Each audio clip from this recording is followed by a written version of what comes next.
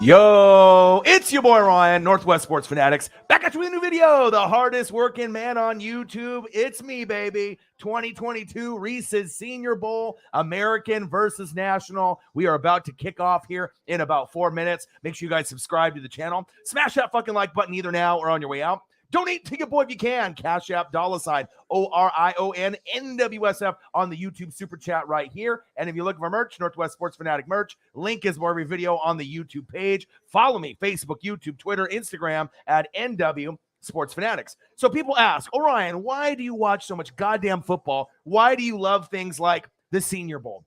The reasons why I like the Senior Bowl is you get a chance to see that talent before the NFL, the LaDainian Tomlinsons, the Justin Herberts, all right, the Joe Burrows. You start to see this talent before we end up going out into the NFL draft. Who are we watching today? Specifically, why I'm doing this is not only for Vernon McKinley for my Oregon Ducks, all right, go Ducks, but I'm here specifically for quarterback Malik Willis from Liberty and quarterback Kenny Pickett from Pittsburgh. These guys are supposedly first-round quarterbacks. I want to be able to see what they're about. I want to see if they can read defenses, so I'm excited to be able to grind it out. How many hours of sleep did I get? Like 1. All right, so I definitely stayed up way too late. Am I hungover a little bit? Yes, I am. But you know what? I'm awake. I got my shower. I got my Monster. I got my breakfast sandwich. I'm here. I'm ready to go. We had an amazing stream last night. All right, when we did the Seahawks and the Patriots from Super Bowl 49 on NFL Network, I ended up calling the game live play-by-play and reactions, even though I started doing YouTube in 2017. That was in 2015. We had a lot of fun, a lot of donos, great conversation, and your boy is here. And how many people have the grind to be able to do something like this? All right, I can do the Senior Bowl. I can do all the East-West Shrine game. I do every single thing that I possibly can, but we're here. We're here today for specifically a couple people. My guy, Vernon McKinley for the Ducks in the secondary, but more importantly, quarterbacks Malik Willis from Liberty and quarterback Kenny Pickett from Pittsburgh. If you're an NFC South fan, there's a lot of rumors for guys like Malik Willis. Will he go to the Saints? Will he go to the Panthers? And Kenny Pickett looks like he's got a little bit of a skill set as well. And there's a few others that we can keep an eye on. We got Malik Willis, Sam Howell from North Carolina, who was very high going into the season, but has kind of dropped off as of late. But Kenny Pickett from Pittsburgh on the national team, and then Malik Willis on the American team. I'm going to be trying to pull up some photos here so I can do that here real quickly. But I hope everyone's having a fantastic day. Sarah Small in the building, YouTube GM in the building. Your boy's hungover. Your boy's tired. Your boy is still fucking here, all right? We did that game last night, the Seahawks and Patriots. I had a lot of fun. It's a little early. I know it's 11:30 Pacific time. That's early as fuck for me. All right. But you know what? I'm here. I'm ready. We're going to call a great game. I'm here with you for the next 3 hours. And guess what? After I do this, I'll probably be doing another live stream later tonight because that's what grinders fucking do. All right. So let me pull up a few photos here and get prepped. And then we'll get ready to call this fucking game. I'm excited, man. Justin Herbert was the MVP of this, if you remember, a couple years ago. So this is not something just to be like, oh, this is just a boring-ass game. No, this game is going to be exciting. I can't wait to see what we're going to be able to get out of some of these guys. All right, here. One sec. And I'll have to do some of these on the fly probably to see who's coming into the game.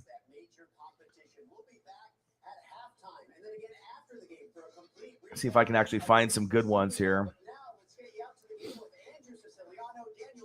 Daniel Jeremiah, let's go. Let's go, baby. Let's go, baby.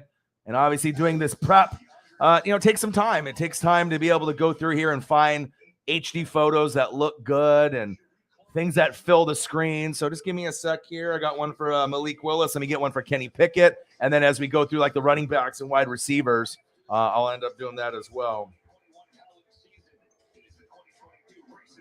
Let's go, baby. Hell yeah, let's go.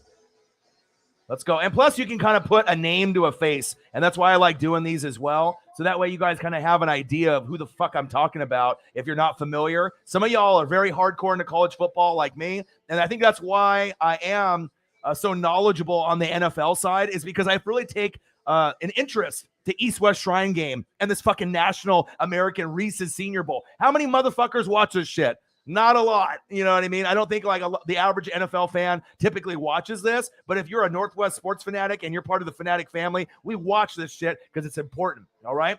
Oh, baby. Who's that? Who's that? Malik Willis from Liberty. Look at the face. Look at the name. Look at the arm, baby. All right. And then on the flip side, he's going to be on the American team, on the national team. All right. We got Kenny Pickett. All right. From Pitt. Let's go. Let's go. I'm excited because, like I said, there's going to be some talent here. It's not like all garbage players. Some of these guys are going to make the NFL. Some of these guys are going to be first-round draft picks. There is a reason why to kind of keep an eye on him. And if your team needs a fucking quarterback, my team, Tom Brady, no longer there. We're going to need someone. Are we going to draft a quarterback in the first round? No. But the Saints and the Panthers and maybe even the Falcons are going to be starting to look at some of these guys, but specifically the Panthers and the Saints. I'm definitely excited to see where this goes today. Sarah Small in the building. What to do? YouTube GM in the building. What to do? Let's go. Pickett and Malik Willis. Let's go, baby. Let's go. Let's go. Said same with Willis, but Pickett is better. We don't really know. I mean, I don't think we really know. I mean, they're kind of undersized. They're kind of smaller, but we'll have to wait and see. What up, Ryan, the NWSF? We got 3 picks in the first round, baby. Let's go. Let's go. Make sure you guys subscribe to the channel. Smash that like button either now or on your way out. Donate to your boy if you can. Cash App, $, ORION, NWSF on the YouTube Super Chat right here. And if you're looking for merch, Northwest Sports Fanatic merch, link is below every video on the YouTube page. Follow me. Facebook, YouTube, Twitter, Instagram, NW Sports Fanatics. And obviously I'm here. I live in Oregon. Vernon McKinley. All right.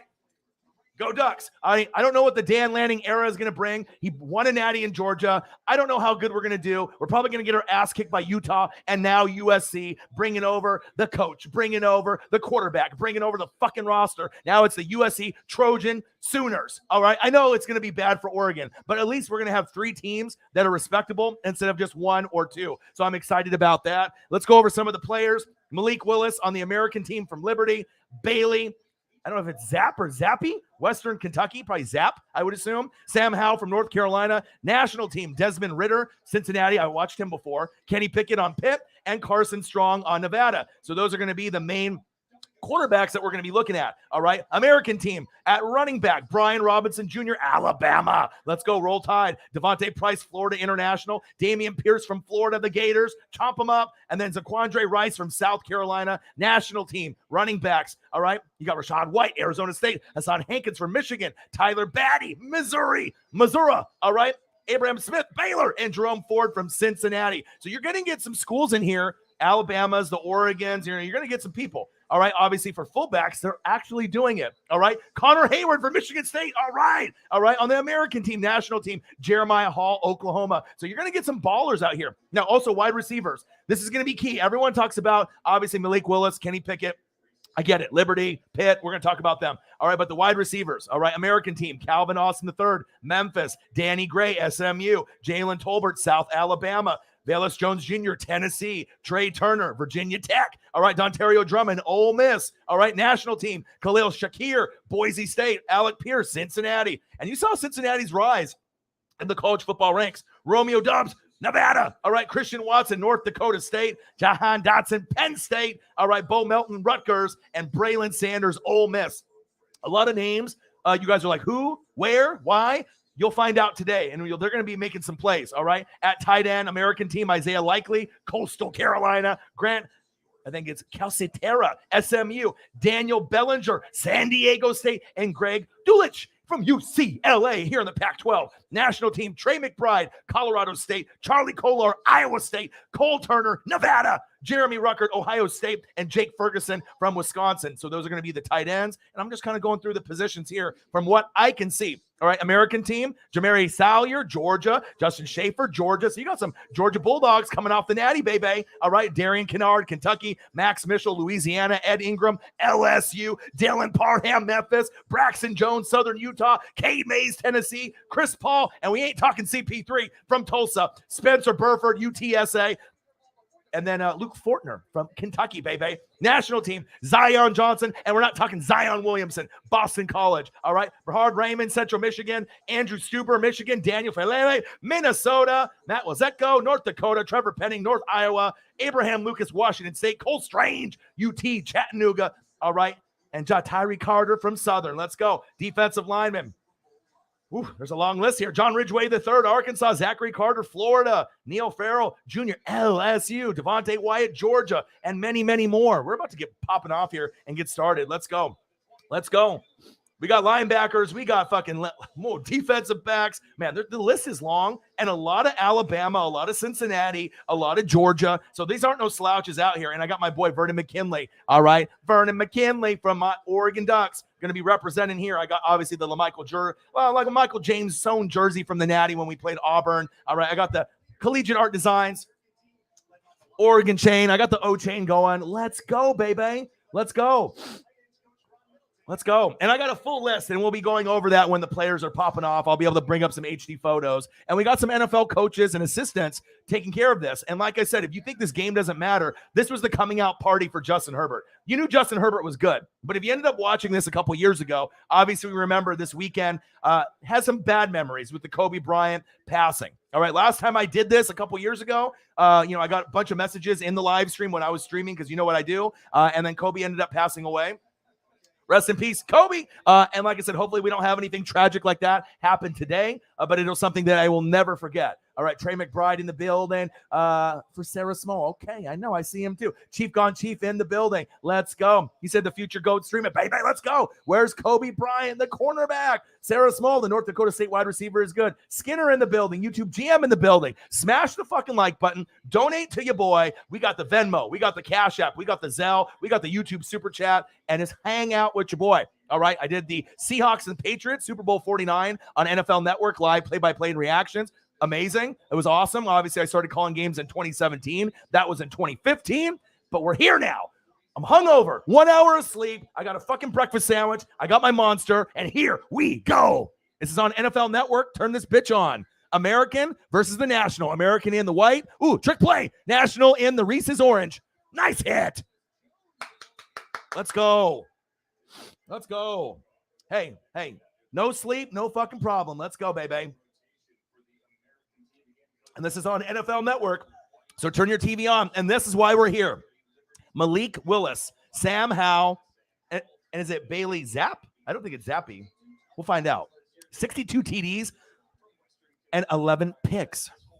They'll be going over some of the pronunciation. And I apologize if I don't know the pronunciation of every single person in the Senior Bowl. I apologize. I know a lot of college football guys, but obviously pronunciation for some of the names, it gets tough. Oh, offsides.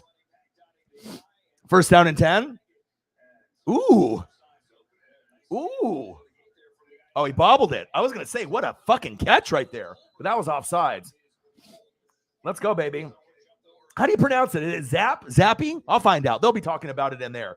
And like I said, I take a lot of pride in pronunciation, knowing the players, the names, the teams. All right. American and National. Again, like I said, you see a lot of studs. I remember watching LaDainian Tomlinson in this game. I watched Justin Herbert a couple years ago. Go Ducks. You never know what you're going to get here. All right. Damian Pierce, Greg Dulich, Travis Jones. Who? Travis Jones. Who? Travis Jones. Perion Winfrey. No relation to Oprah. Let's go. It just started right now. It's on NFL Network. I'm hungover, 1 hour of sleep. I got a breakfast sandwich. I got the Monster. We just kicked off. It's first down and 5. National team went offsides. Shotgun set from Malik. And that's why we're watching for these quarterbacks. Handoff.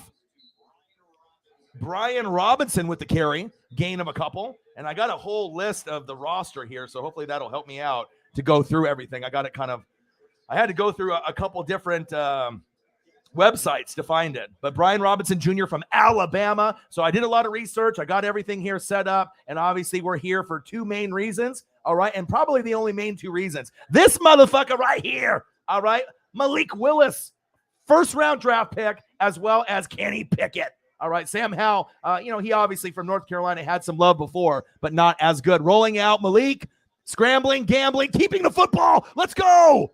First down, American. Move the chains. Ooh, that was a nice fucking run. Good improv right there from the shotgun set. Pressure was coming. Almost a sack lunch. Yum, yum, yum, yum, yum. All right, little play action fake, bootleg, rolling to his left. Right, pump fake, tucks it. Avoids about 3 tacklers. Boom, gets hit in the knees. Let's go, but this is why we're watching. Right, this is why we're watching right here. All right, quarterback Malik Willis from Liberty, small school. You don't really know how good he's going to be, but as we found out in years past, just because you went to a small school doesn't mean you can't be a great quarterback. Ask Ben Roethlisberger, Miami of Ohio. All right, let's go. Brian Robinson Jr., not a whole lot of running there from him. Bama, roll tide. And I'm excited to see what some of these other guys have, because we got Bama players, we got Georgia players. All right, we got Malik. We got Malik in the building. I'm kind of like almost in shock that, we get this, because I didn't know if some of these guys were going to play in this game. But Malik Willis from Liberty, let's go. First round draft pick. All right. As well as this guy right here, Kenny Pickett from Pitt. Sam Howell was supposed to be, a guy that was going to be first round, but I don't think he's going to be a first rounder anymore. But we'll see. There's a lot of need for quarterback in this draft, and that's big facts. All right, Malik, shotgun set, 2nd down and 8. Flick of the wrist, nice throw. A little low there. Diving catch. A little short of the first down, gain of about 6 right there. And hopefully the announcers do a good job here, because you know how it goes, and obviously with some of the, the Senior Bowl and the East-West Shrine game, I think they got like Daniel Jeremiah up in there, so he knows football, all right? But sometimes the camera work could be a little bit better, all right? Let your boy know. Let's go. Calvin Austin III. There we go, graphics team. NFL Network, do your job. Nice catch from him. Gain of about 6. 3rd down and 2, shotgun set. Malik steps up in the pocket. Take it. Go, go, go, go, go. There we go. Sliding. First down. American. So we got the American in the white national and the Reese's orange. Let's get it. This is the guy to watch. This guy might be the guy, like, out of everyone, really, honestly. Kenny Pickett gets a lot of love, but I think the intrigue from Malik Willis is very high, because supposedly he's going to be the first one taken off the board. And I've been hearing Carolina Panthers. I've been hearing Saints. I've been hearing a lot of teams that are interested. And if he goes to the Carolina Panthers, could be this the future of the Panthers. We'll find out. No longer Cam Newton. All right, they need someone to be able to hold the reins down. Handoff. Ooh, nice tackle. 1st down and 10, American and national. All right, we got the Reese's 2022 Senior Bowl. Make sure you guys subscribe to the channel. Smash that fucking like button either now or on your way out. Donate to your boy if you can. Cash App, $ ORION NWSF on the YouTube Super Chat right here. Looking for merch? Northwest Sports Fanatic merch. Link is below every video on the YouTube page. Follow me. Facebook, YouTube, Twitter, Instagram, NW Sports Fanatics. Let's get to the 100 in the donos, baby. It's going to be tough. I know it's a little early in the morning, but hopefully we can get that with maybe the newbies in the room that are just looking for some action. Obviously, people know me for doing college football, NFL live play-by-play and reaction videos, as well as AEW, WWE, NBA, and MLB. Handoff. Nope, nice fake. Wow, that fooled the shit out of me. Malik. Oh, this is exciting. Malik Willis. And thank God he's playing in the game. Because, I mean, if you had Kenny Pickett only, that's one thing. Tolbert with the reception there. Laundry on the field. Let's go. And I didn't really know if I was going to be able to wake up in time for this. I won't lie. I drank pretty heavy last night. I took a fucking lift at like 12:31 just to go to like the Plaid Pantry. I first went to Chevron. That was supposed to be 24 hours to get like an 18 rack of Modelo. Right. And what happens? It was closed. And then the fucking Lyft driver looks at me and I'm like, fuck. So I was like, all right, they're down the road. There's one other option. We found a Plaid Pantry that was open. I spent probably like $30 on an 18 rack of Modelo, highly overpriced. And then ended up drinking. I barely got any fucking sleep. But guess what? Your boy is here. I wasn't going to miss this for anything. Senior Bowl, American National shotgun set. Malik steps up in the pocket, avoids a sack lunch, rolls to his right, avoids another sack lunch, floater, incomplete. Come on, Malik. Show me something, Malik Willis. And this might be the guy that changes the franchise for the Carolina Panthers. I mean, I'm not really sold on any of these quarterbacks compared to last year. Trevor Lawrence, Zach Wilson, all right, Justin Fields, Mac Jones, or Trey Lance. Those guys, all the hype, all the hyphiness, all of the, the pub and the love. Did any of them really pan out? Maybe Justin Fields was the best one out of them all. I think Trey Lance will have an opportunity since Jimmy G will be out of there. Out of here, Jimmy. Pone Star Jimmy. You're good looking, but good looking doesn't get you Super Bowls, motherfucker. You're out of here. All right. So the Trey Lance area is about to begin. Trey Lance. I can't wait. All right. But none of these guys this year in this draft, I assume, and last year's draft, they're nowhere near Joe Burrow, Joey Franchise, Joey B, or Justin Herbert. I think we can say that those two, in my opinion, are two of the top 7 quarterbacks in the NFL right now. Herbert might be somewhere between 5 and 8. Burrow, you could argue he might be top 3 already. All right, I know we got Mahomes. I know we got Russell Wilson. I know we got Aaron Rodgers. We used to have Deshaun Watson. But at number 4, who is it? Is it Josh Allen? Is it Joe Burrow? Is it Justin Herbert? I know it's not Kyler. I know it's not Dak. All right, I know it's not Lamar Jackson. We got a lot of great quarterbacks, and the AFC is looking nice. Malik, Check down. Good blockers downfield. Oh, he slips on himself. Short gain right there. Shoelace, shoestring tackle. 4th down and 23. Very conservative right there. Elliott Evans in the building. What to do? KK's uncle in the building. What to do? Steelers like Malik as well. Yeah, we got to get the algorithm going. We got a good amount of people in the room, which is nice. I had a feeling if I did this, I probably would be the only one on YouTube doing this game, doing the live play-by-play and reaction. So hopefully we can get 30 in the room, 40 in the room, 50 in the room. And it's early right now. It's 11:46 a.m. 1 hour of sleep. You know what I mean? I got to fucking pound this monster. I got a fucking shitload of Modelo's in the fridge. I'll start pounding those. But I wanted to be able to take a quick look at Malik before we get going.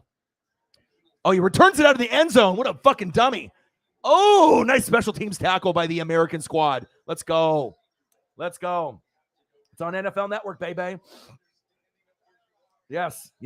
Shoebox, am I the only one? There we go. You know what I mean? I do live play-by-play and reactions. I do reaction videos, but I hustle. I grind. You know, this is something that I've been doing for 10 years. This is my 6th year on YouTube, almost at 3.5 million views, 1,200, plus videos since 2017. And like I said, I'm a grinder. I'm a hustler. And a lot of times people know me for covering the NFL primarily, no bias, all 32 teams. I give love where credit needs to be given, but also, I'll give the criticism where it needs to go. I've been an Oregon Duck fan since the 80s. I've been covering the Mariners and the Blazers. I've been watching them as a kid since the 80s. I've been a Buccaneer fan, not bandwagon Tom Brady. I've been a Buck fan since 95. Warren Sapp, all right, Derek Brooks, John Lynch, Rondé Barber, Mike Allstott, A-Train, you feel me? So I'm excited to see. I love covering the NFC South, but I cover all 32 teams. And this game is important to me because not only do I know a lot of people are going to be regretting not watching it, if you love quarterbacks and you like to see the potential of some of this young talent, why aren't you watching possibly the number 1 pick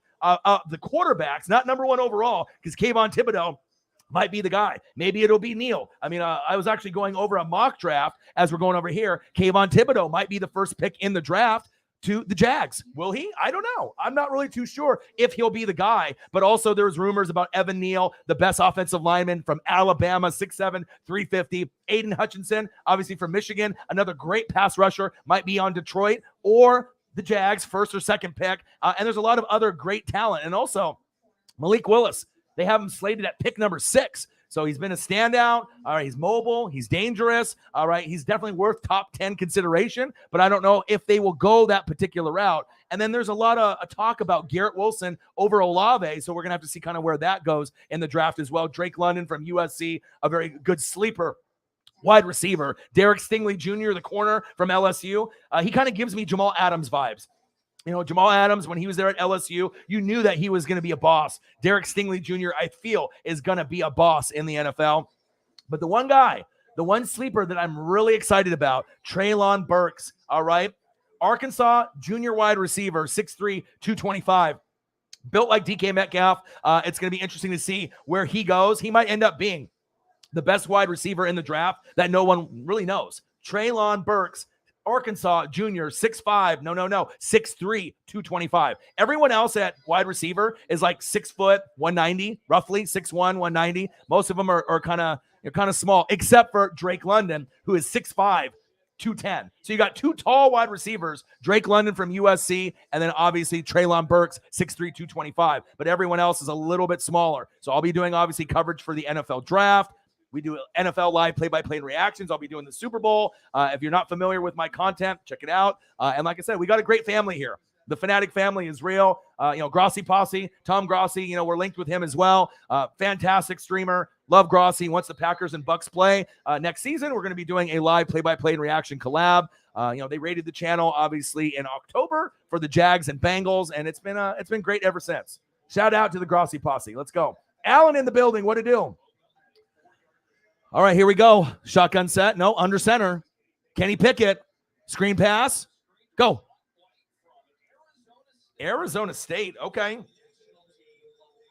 Rashad White. And I got a list of everyone here, so I should be able to keep up for the most part. You got to watch college football. You got to watch college football because if you don't watch college football, when the draft comes around, you're not going to know anything. You got to be able to find the talent early on, and that way you have a grasp of what the players are going to do, and sometimes you can get an idea of who's going to be a boss early on, and I think that's why people respect the hell out of me because I put in so much time and energy, not only on the channel, but I spend about 4 to 6 hours a day doing reading and film study outside of the channel. So you got to be able to know the players. You got to be able to watch the film. Handoff. Short gain right there by Rachaad White, Arizona State. Message from a Golden Eagle in the building. What to do? Allen's in the building. Let's go, Ryan. I'm here, baby. I'm here. Let's go. Shoebox, he said, how do you feel about the Jaguars' new head coach coming in? Obviously, if you're not familiar with what I do, oh, come on, man. Boom. Dougie P. You know what I mean? I do a full show. I get everything going. But I think there's an opportunity there for him to have success. But the thing is, with our boy Dougie P. All right, Doug Peterson. Do we really know how great he's going to be? We thought Urban Meyer might be the dude, right? That didn't last very long, did it? It didn't last very long. Handoff, nope. Play action fake. Pickett, bootleg, rolling to his left. Nice catch. First down, National. Let's go. Peterson with the reception. Trevor Penning, Northern Iowa. But I don't know. I mean, we'll have to kind of wait and see. Obviously, he's got the Super Bowl pedigree. Everyone wanted to talk shit about him. It's like, dude, the guy got a fucking ring before Andy Reid. All right, so let's kind of lay off a little bit. This guy might end up being able to help them out. But let's be honest. All right, the Jags and the Jets and the Texans and the Lions, they're kind of a dumpster fire right now. I mean, they have a lot of needs. It's going to take a while for these teams to be good. Pickett, nice throw. Romeo with the reception. I see you. Romeo Dobbs. I see you, baby.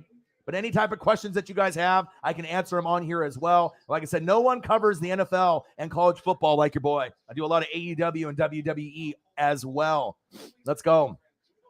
Let's go, baby. Wayne says, hey, college in some ways is more fun than the NFL. The parity, obviously, in the NFL, what makes it exciting. But with college football, we have, like, the top dogs. I go to Eugene, and I sit front row, and I go behind the Duck bench, and I go to a lot of the Duck games, so I get a good insight of the Pac-12 talent. Oh, it's 12 noon. You know what time it is? It's time for a sack lunch. Yum, yum, yum, yum, yum, yum, yum. I see you. EA Sports Madden. I'm still waiting on my check. If you guys don't know me, EA Sports and Madden stole Sack Lunch. I am the creator of Sack Lunch. So if you guys have played Madden within the last 5 years and you wondered where the hell did Sack Lunch come from?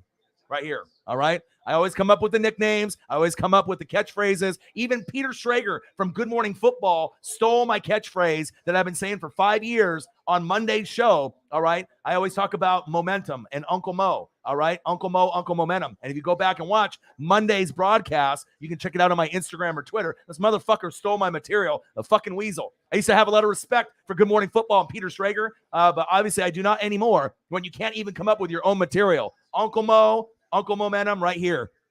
Pickett. Nice throw. Nice catch. Short of the first down on 3rd down and 13. And it just kind of sucks, you know what I mean, when you put in all your hard work. But I guess that's the biggest form of flattery. Often imitated, never duplicated. Even EA Sports and Madden is stealing from me. Peter Schrager from Good Morning Football is stealing from me. So it feels good. You know what I mean? It feels good. I would like to get recognized for my, originality, you know what I mean, and my hard work and dedication of coming up with custom things like that. You know, just like Tom Grossi with Kitty Goes Meow, if you're familiar with Tom Grossi. Some of you guys may be familiar with them or some of not. But, people know me for someone call 911, the sack lunch, yum, yum, yum. All right, the Uncle Mo, Uncle Momentum. And just the way that Schrager did it, too. You know what I mean? He's like, I was at the Kansas City game with Kay Adams, and he's like, in that second half, I call it Uncle Mo. And then Kyle Brandt's like, what's that? Right? And he said, Uncle Momentum. I was like, you motherfucker. I even tweeted at him. He saw it. He deleted it. But I was like, bro, at least give me credit. Don't be going out there trying to act like you're the smart motherfucker coming up with all these catchphrases. Lost a lot of respect for Peter the Weasel Schrager. No respect here. All right? Come on, my dude. Come up with your own material. I'm not sure if I have a link to this. Let me check. Because I do have links for games, but I'm not sure if my link that I use, and if you follow me on Twitter or Instagram, NW Sports Fanatics, all right, Northwest Sports Fanatics, I might be able to pass it along to you. I can't put it in the chat, though, because you know how that goes. But let me see. I'm going to click on it, and I'm going to see if this is actually an option, because they do show NFL games, NBA, NHL, some college football. So let me go here. And I actually got this link from my girl, Zini Panini. And it works good because obviously, you know, there's like crack streams and all these like ghetto ones that like kind of crap out. But this one is very reliable. Oh, college football streams. I might be able to hook you up here. Oh, well, this one has teams on here, but I'm not seeing the game. Live games. No, it doesn't have it. Shit. It only has the NHL All-Star game. I got NBA streams, NHL, college football, NFL, but for whatever reason, upcoming, it's got the UFC, NBA games. But yes, it doesn't have it. I apologize, man. It's got some of the teams that it shows with some of the games, but you know, with these links, you know how it goes. Obviously, when you have links like that, you know, some are good, some are not, but this one is very, very good, but it doesn't have this particular link. It is on Good Morning Football, though. I could hear the thunder. I knew that we were getting a storm, but just suddenly the hail started coming down. Literally sounds like rocks are hitting the side of your house. When I talk to I just checked it for you, man. And I'm always helping out the people. You know, anytime that I can help, you know, people out watching games on the NFL, NBA, NHL side, I definitely will do it. You know what I mean? I got the cable here and whatnot, but I know sometimes, you know, you don't have options. You know, maybe you're somewhere that doesn't have it, or you're not paying for cable. A lot of people are just doing kind of the Netflix and chill and the Hulu thing. I get it, man. I get it.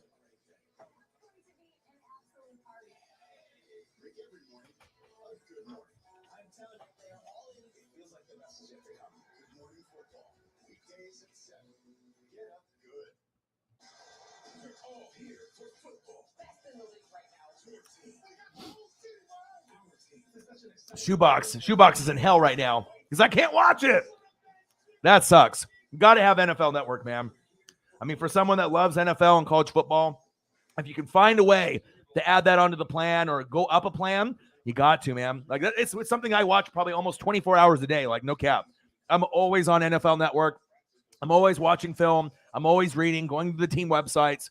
I mean, it's kind of an addiction, to be honest. You know, I go through depression and anxiety, and I have issues. You know, so a lot of people can relate if you have addiction or anxiety, depression. You know, and we're family here. You know what I mean? So anytime where people are going through shit, you know, we have a great support system here as well. So it's not only do we watch football here, you know, college football, AEW, WWE, but we also take care of each other, and we have a great fan base here as well. All right, so we got the Reese's 2022 Senior Bowl. Live, play-by-play and reactions with your boy Ryan and the Northwest Sports Fanatics. Make sure you guys subscribe to the channel. Smash that like button either now or on your way out. Donate to your boy if you can. Cash App, $, ORION NWSF on the YouTube Super Chat right here. And if you're looking for merch, Northwest Sports Fanatic merch, link is below every video on the YouTube page. Follow me, Facebook, YouTube, Twitter, Instagram, NW Sports Fanatics. All right, we still got Malik out there. Handoff. Short gain right there. All right, I got to find my roster list here that I had here as well. All right, here we go. I think this is the right one. All right, perfect. I found it again. All right, baby. Malik Willis. Let's get it. That's why we're here.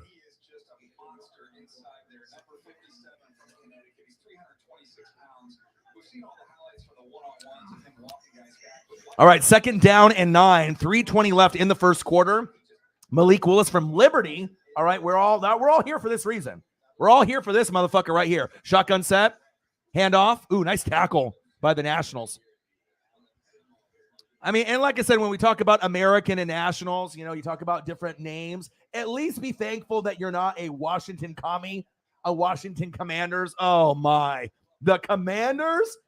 The Commanders, my Lord. Absolutely horrible. All right. I would be embarrassed to be a Washington fan. I mean, even Washington football team is better. The Red Wolves, the Red Tails, anything. My Lord. Absolute dog shit, man. 3rd down and 7. Malik Willis. Flick of the wrist. Nice throw. 1st down. American. That was a hell of a throw. Tolbert with the reception. Flag on the play. What a fucking throw by this dude. That was impressive. Holding on the defense. Yes. Let's go. Yes, I'm ready for the NFL free agency and draft as well. Wayne says Russell Wilson to the New York Football Giants. That's what I've been saying. That seems like the most likely spot. You know what I mean? But I'm a Tampa Bay Buccaneer fan. You know what I mean? I got dreams. I got goals. You know what I mean? I'm trying to get back. What about this? Hey! Oh, dangerous to my Tampa Bay Buccaneers. Woo! I know the Giants are a natural fit, but look at that. Oh, doesn't that look clean? So fresh and so clean. Yes, it is. Yes, it is. First down and 10. Malik Willis under center. Play action fake, avoids a sack lunch, steps up in the pocket, nice speed, avoids another sack lunch, going long, going deep, out of bounds. Okay. Let's go. Yeah, I'm here for all of them as well. The motherfuckers. The motherfucking Commanders. Man.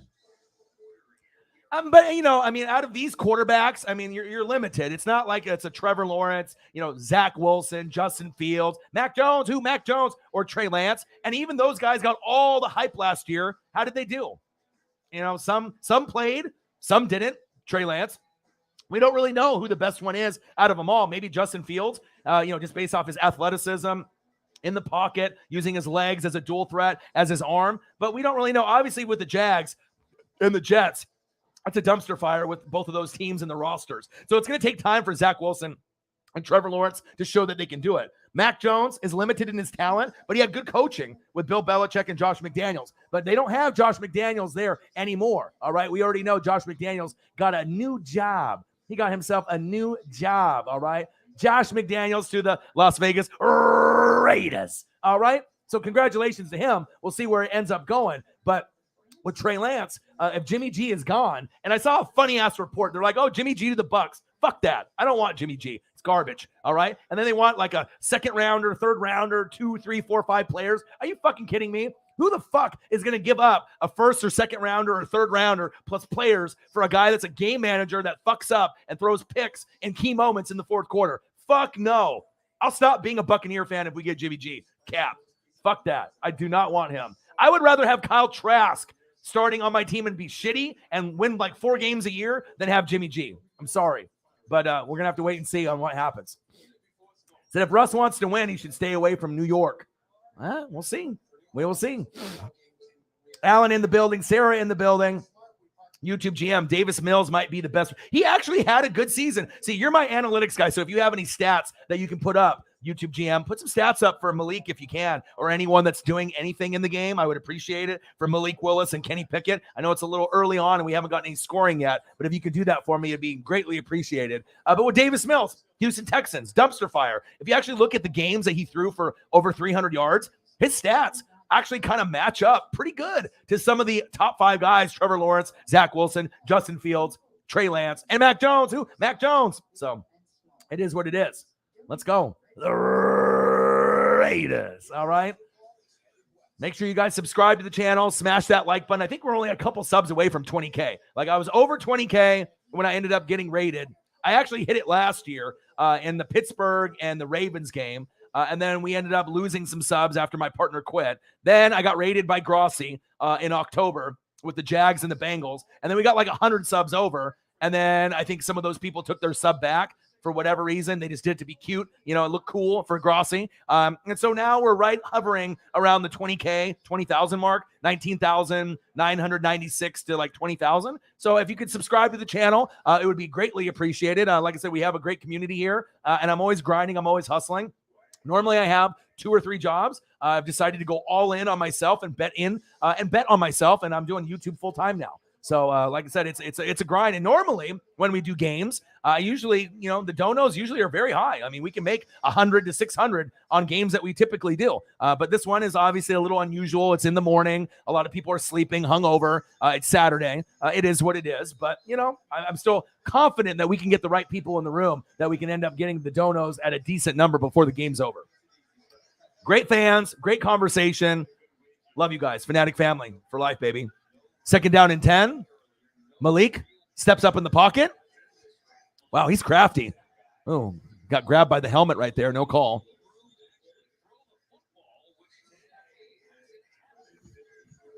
Oh, face mac, big time. Jesus, trying to rip his fucking neck off. Let's go.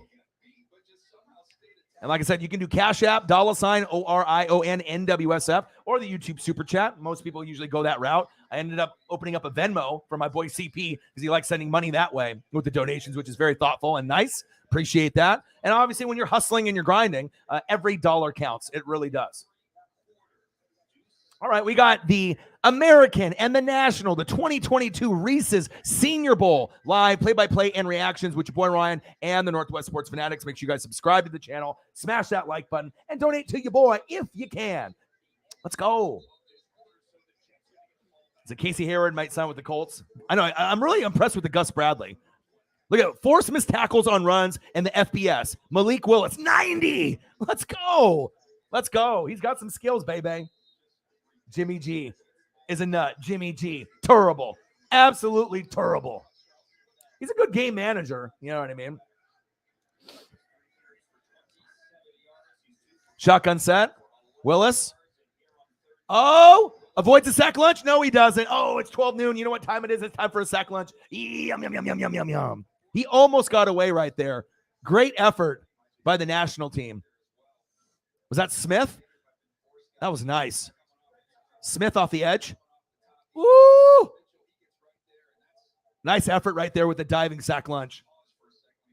Why is Josh McDaniels, head coach of the Raiders, hiring an offensive coordinator? Obviously he's still probably going to have big input on, calling the plays. But when you're a head coach, it's a big responsibility to be head coach, OC, or head coach and DC. We know that, you know what I mean? But obviously we know Josh McDaniels is a top 5 play caller. So yeah, that is kind of a head scratcher, but we'll have to wait and see who they end up getting. You can always add great pieces to your staff. There's nothing wrong with that. Just because you are a genius on that level, like a Kyle Shanahan or a Sean McVay or a Josh McDaniels, that doesn't mean that you can't add another piece, to put their input in. You know what I mean? It's like with me, with this channel. I used to do this shit alone, pretty much. Do the thumbnails, do the broadcasting, pretty much do everything on my own, editing, and now we got a pretty good team. We got Sarah Small with the donos. All right, we got YouTube GM with the stats and the analytics. So it's like when you start growing and then you have a great team around you, success is just right around the corner. 4th down and 14. The American squad about to punt. Hopefully we get some touchdowns here before this game is over. I'm hoping that we get in at least in the 20s. But it's just nice to be able to see Malik, drop back, be able to see some of these quarterbacks, running backs, wide receivers, and defensive studs get out there. Because, we're getting closer to the scouting combine, the NFL draft, and I cover NFL very, very heavy. So, like I said, anything that's popping off in the NFL, I'll be covering it. And I got to be able to figure out my OBS program because I definitely want to be able to do some reaction videos, but the program has been kind of fucked up lately. So the draft order: Jags 1, Lions 2, Texans 3, Jets 4, Giants 5, Panthers 6, Malik Willis there at 6. All right, Giants 7, Falcons 8. Ooh, baby. Ooh, baby. KK's uncle. There we go. KK's uncle wants to get in on the action too. He said, YouTube GM's a stats guy. What about me? I'll fucking help you out too. Thank you. Appreciate you. Handoff. Short gain right there. He said, what does it stand for? Good morning or general manager? Let's go. Let's go, baby. Let's go.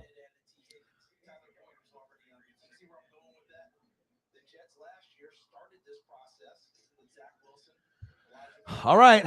Pickett, your turn. It's your turn, baby. We've been focusing a lot on this guy right here, on Malik Willis, but now it's time for Kenny Pickett. Shotgun set. Pickett. Nice throw. Ooh. He said, this isn't college football. You can get up and run. First down, National. So it was a nice kind of spiral, and then it started dipping a little low. Good fucking reception. He gets up and gets some extra yards. He's like, fuck this. Ain't college. I'm going to fucking fall on the ground. He just knocks the fucking DB on the ground, fucking executes his ass. Someone call 911. That DB is dead. Now he's trying to come in after the tackle after he just got fucking murdered at the line. Oh, my God. Wow. Did you see that? He said, oh, you want to guard me? Bang! Right into his face. He's like, oh, oh shit. But I appreciate every single one of you guys. I love you guys. I appreciate you guys very, very much. The loyalty that you guys have for me, the loyal to the soil, NWSF for life. You guys are the best fans that I can fucking ask for. Twitter, Instagram, YouTube, Fanatic Family, as you see on the screen. Gang, gang, gang. Let's go. Let's go. I'm excited for the Super Bowl. I'm excited for everything to come for 2022 with the NWSF family. Let's go. Let's get it.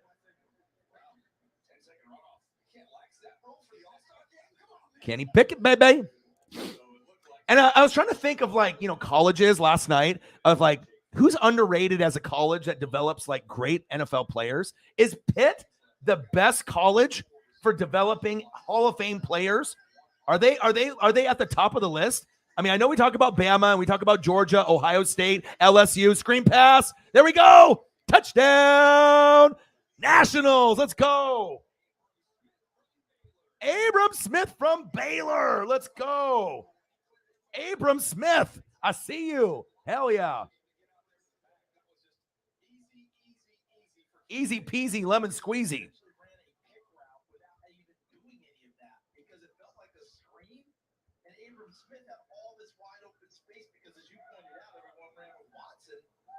Smith got the ball and finished it off in the end zone.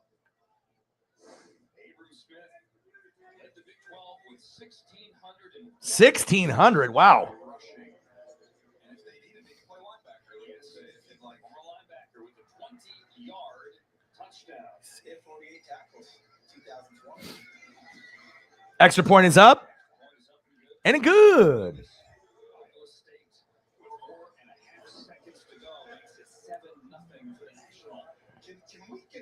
Woo, baby. You know your boys doing shit on the fly. Abram Smith from Baylor getting into the end zone. I love it, baby. All right. Kenny Pickett finally getting a fucking touchdown on the board for this game, okay? Oh, baby. Abram Smith, baby. Baylor. Let's go. Let's go.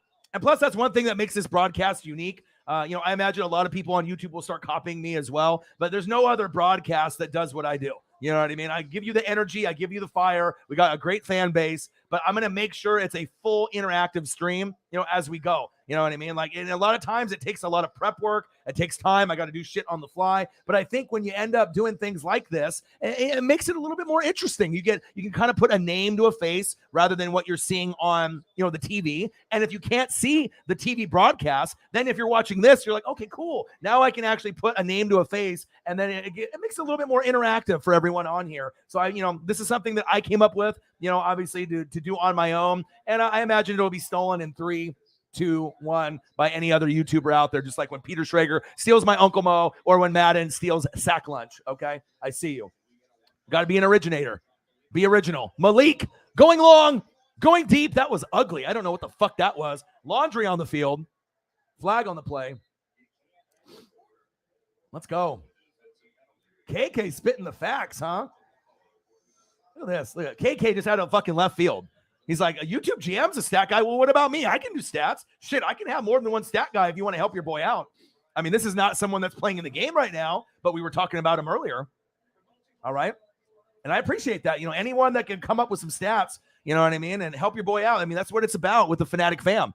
I can type in so many things, but you got to think I'm watching the game. I'm calling the game. I'm in the chat. I'm actually doing the HD photos, along the way. So it's like sometimes you need the extra help, from the fans in the room and the squad. You feel me? Gang, gang, gang.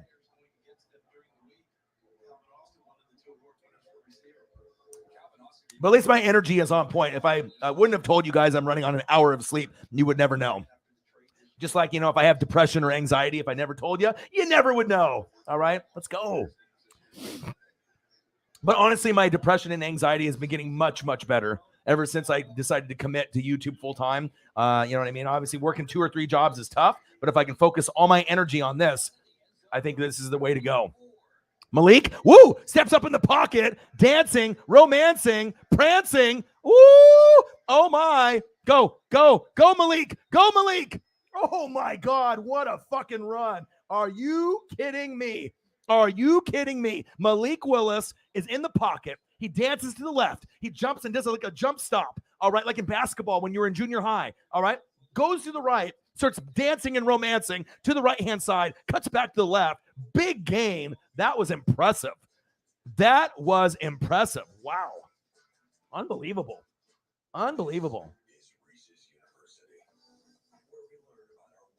All right, time to update the score.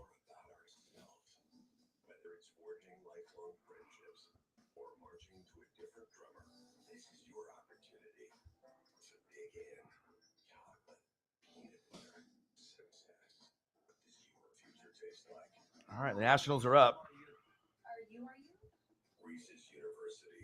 Abram Smith from Baylor, from Kenny Pickett. If you guys ended up missing that just earlier.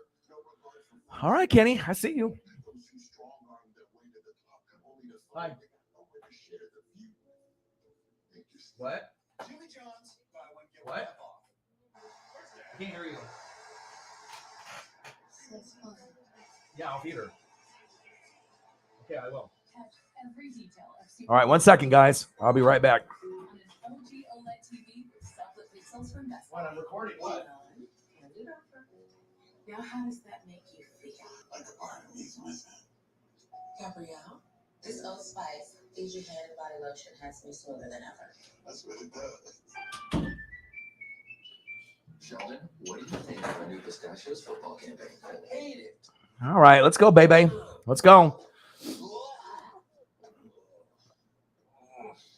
Here we go. There's my guy, YouTube GM, doing the work. And all we need is just one donation to get the ball rolling. You know what I mean? One donation usually starts it off. We'll see if some of the heavy hitters come in the room. I don't know if Odin's son, Odin's child. I don't know if I assume Nate the Great is probably working. Nathaniel Marsh. Obviously we've seen Cyberpunk 53 really step up lately. Forbidden Alchemy. You never know when the heavy hitters will drop in. But if they don't, sometimes all it takes is just like that one donation, even just like $1, $2, $5, just to get the ball rolling. You know what I mean? Your boy's hustling, your boy's grinding. You know what I mean? You know that it's entertaining. All right. I'm going to put on a great performance. You're never going to see a bad video from me. You're never going to see a bad reaction video or a live stream. Okay. And I don't use any notes. I know everything is up here. All right. Support your boy. Even $1. Everything starts and everything counts. 7-0 National. Start of the second quarter. Let's go.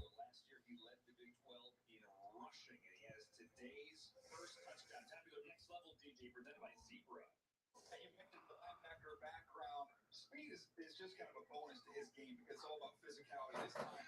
They just blow the coverage. There's nobody beat him out there. He cranks that all the way up to 18 miles per hour at one time on that run, which is excellent for somebody that's really all about leverage, lowering your pads, and finishing runs. That's his linebacking running style that he uses, Charles.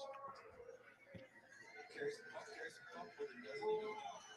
Today, maybe a few extra carries. Got running back from the roster. He's one of two.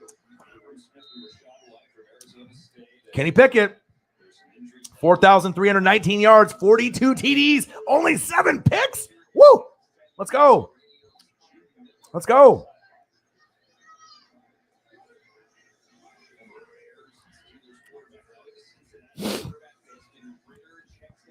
Ritter checks into the game.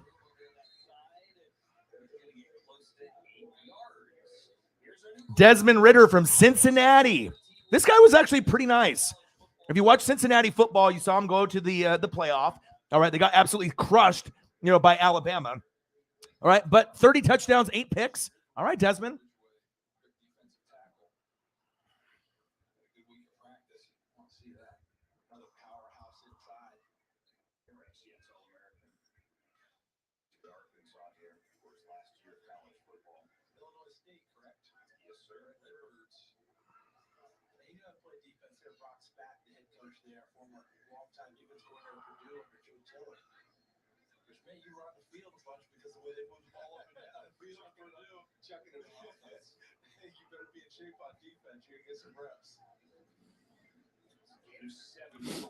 All right, gain of 7 for White. Second down and 3. Your boy, Desmond Ritter, Cincinnati. All right, put a name to a face. All right, actually had a pretty good season. They got a lot farther than people were anticipating. A lot of people were pissed. It wasn't like Ohio State or one of those teams that was kind of on the bubble. But sometimes it's nice to root for the underdog. It's like when we're rooting for what? The Cincinnati Bengals, right? Just like the Cincinnati Bearcats. All right, we're going for Kitty Goes Meow, right? I think a lot of America wants this.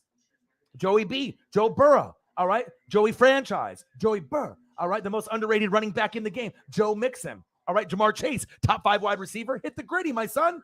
Tyler, avoid the Boyd, all right? T. Higgins, I see you. The most underrated safety in the game, Jesse Bates the third, all right? Evan McPherson, the best kicker, maybe now to Justin Tucker. Handoff up to the middle. Get that first down. First down, Nationals, all right?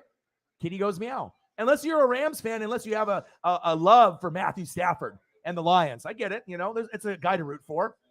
Cam Akers, great story coming back from the injury. Cooper Kupp, the best wide receiver in the league, not named Devontae Adams or Tyreek the Freak Hill. Odell Beckham Jr., OBJ coming in for Bobby Trees. Robert Woods, great job. He's going to get paid. You know it. Van Jefferson, very underrated from the University of Florida. Tyler Higbee injured in that last game, so we'll see if he plays or not. Aaron Donald, the best defensive player maybe ever. Von Miller still has game, trying to get a Super Bowl from the Broncos and the Rams. Jalen Ramsey, the best corner in the game. Ramley in the building. Do you see what I do here? If you're new to the channel, you see what I bring to the table, okay? You see what I bring to the table. You're not going to get a broadcast like this anywhere else, and that's facts. Alan in the building. I love you. I appreciate you. And this is a good time. Like I said, if you're not familiar, look at that. Kellen Moore, 50 wins. Colt McCoy, 45. Desmond Ritter, 43. Let's go. But it's always good to be able to, if you don't have a favorite college football team, I would recommend getting one, in your hometown or just someone that you like, favorite player, and just follow them. It's a fun thing to do on Saturdays instead of having to look forward to only Sunday, Monday, Thursday. It is, and it's great to be able to evaluate the town. I mean, I've been a Duck fan since the 80s, so it's like I go to the games. I love Pac-10, Pac-12 football, and I just love college football in general. And to me, it's very exciting. You know what I mean? Just the camaraderie, the band playing, the cheerleaders, just the whole vibe. The tailgating is the best. Out here in Eugene, when we tailgate, man, let me tell you, beers, liquor. I mean, I know there's like drugs floating around, special things. It's like every campus is going to have, craziness, in the tailgate. It's always fun. I can go up to anybody. They'll give you a free burger, hot dog. Obviously now we're in COVID protocol, so it's a little bit different, but I can't wait till COVID's over so you can actually get back to doing the regular tailgating and hanging out. Abram Smith with the run. All right, here we go. Malik Willis stats. I like it. He's got a lot of potential, but we don't really know how high his ceiling is just yet. We don't know how high it is yet.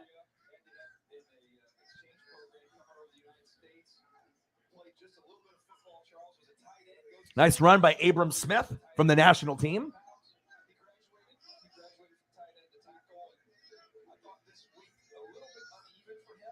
All right, 3rd down and 9. Ritter, shotgun set, screen pass. Oh, dropped. Abram Smith. What happened to my hands? Oh, my. Someone's not getting a lobster dinner tonight. Come on, my dude. I mean, he's wide open. All right, you try to get a good throw, and the motherfucker drops it. Come on, man. You already got a tutty. You're already in the end zone, baby. Let's go. Stop fucking around.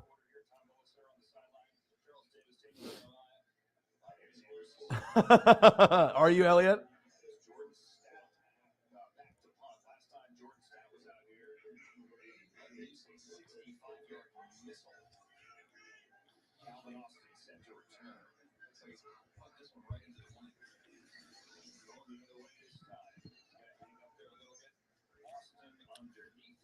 Nationals with the punt.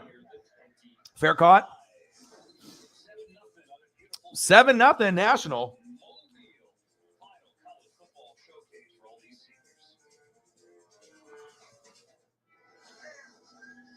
I mean, 4 subs to get to 20K. Again, it seems like that's like a daily thing. It's like all of a sudden we get the number and then we lose the number. Yeah, but if anyone can help out with that, that would be great. Elliot's like, I've created 8 accounts. I'm trying to help your boy out. Well, sometimes you get the haters. You get the trolls. 4 subs. 4 subs at 20K.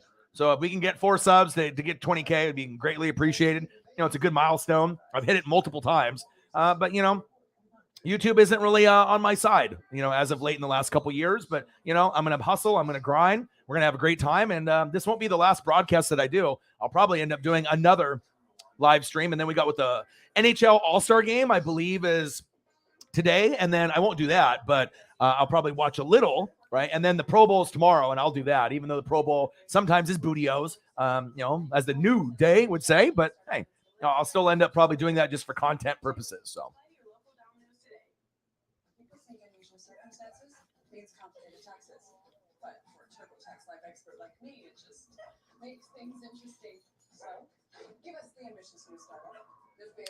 Malik Willis, Kenny Pickett, Desmond Ritter, You're starting to see some talent, here on the scene, but we need a little bit more points. Hopefully we get more points in the second half. Abram Smith with the reception from Kenny Pickett, and the score is 7-0 Nationals with those Reese's orange uniforms. Oh, Taco Bell. That'll make you shit instantly. Taco Bell tastes good, but coming out, it's not that great. It's like it'll hit the spot initially if you're like stoned or drunk or hungover, but coming out, not a good look. It's the thing about Mexican food. It's like one of my favorites, but God, it really fucks the stomach up.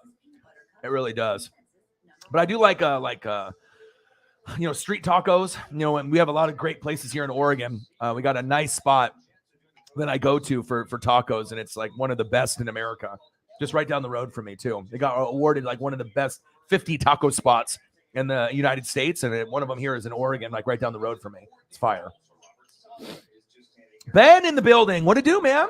How are you? Thank you so much last night, for the $10 donation. I always remember faces to names. Appreciate you. I appreciate your pride for the Kansas City Chiefs and the Chiefs Kingdom. That's a good question. I know there's going to be quite a few teams looking at Kenny Pickett. I mean, that's the one that we are kind of linking to. And then obviously with Malik Willis, Panthers, Saints are kind of looking at him. But I think the Saints are too far back. Panthers at, 6? This might be someone that they snagged. Is he going to pan out, though? I mean, I see the talent. I see the arm strength. I see the agility and the mobility. But I just don't know. I mean, any of these quarterbacks, that come in, are they going to be anywhere near Trevor Lawrence, Zach Wilson, Justin Fields, Mac Jones, or Trey Lance? I mean, and even those guys struggle. So, I mean, it really depends on who your coach is, your supporting cast, and everyone else. Sam Howell! Oh, almost picked. Let's go. But I appreciate you very much. Bite some fucking kneecaps, dude. Bite some fucking kneecaps. Detroit Lions. Bite the fucking kneecaps, boy.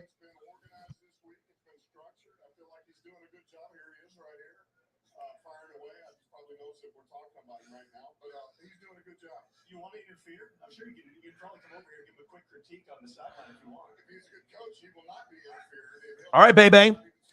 Hand off. Go, go, go. Nice run. Almost a first down.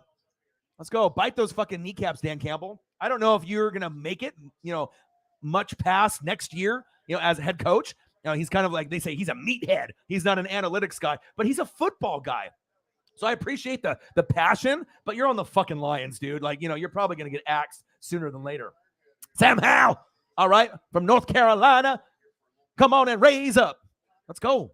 Let's go. Let's go, baby. Yeah, but the Steelers, there is a good chance for Pickett to go there.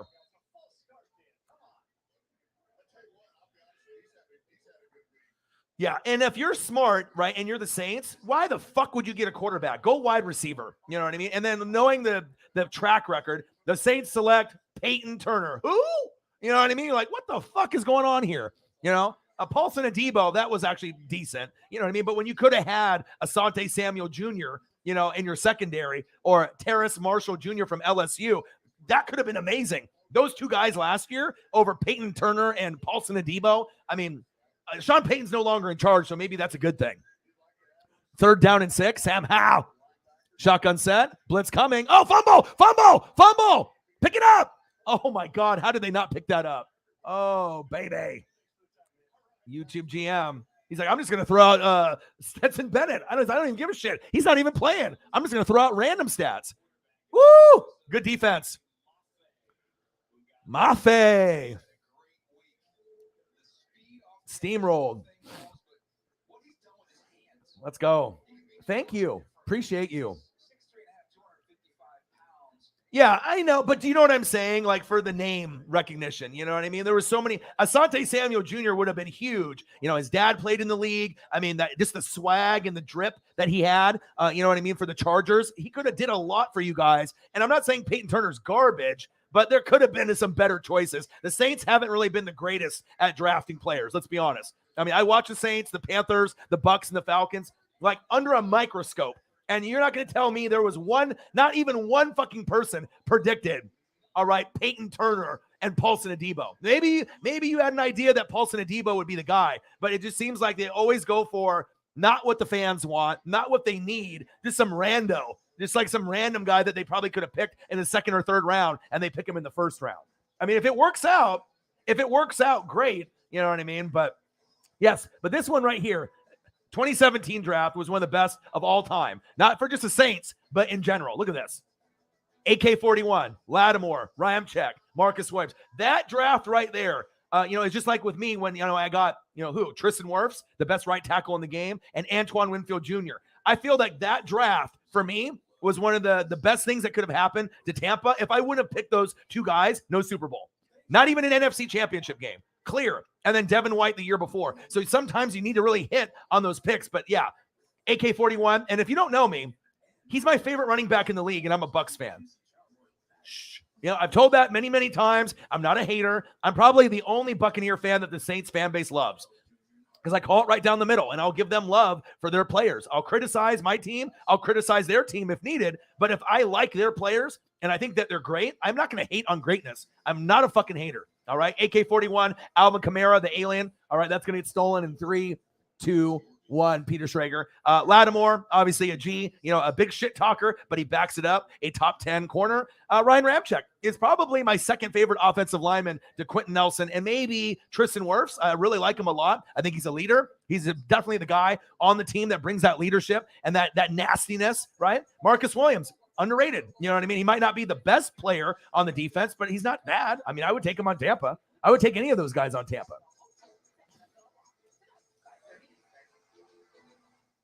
Yeah, Finley, you know how it goes, man. You know how it goes.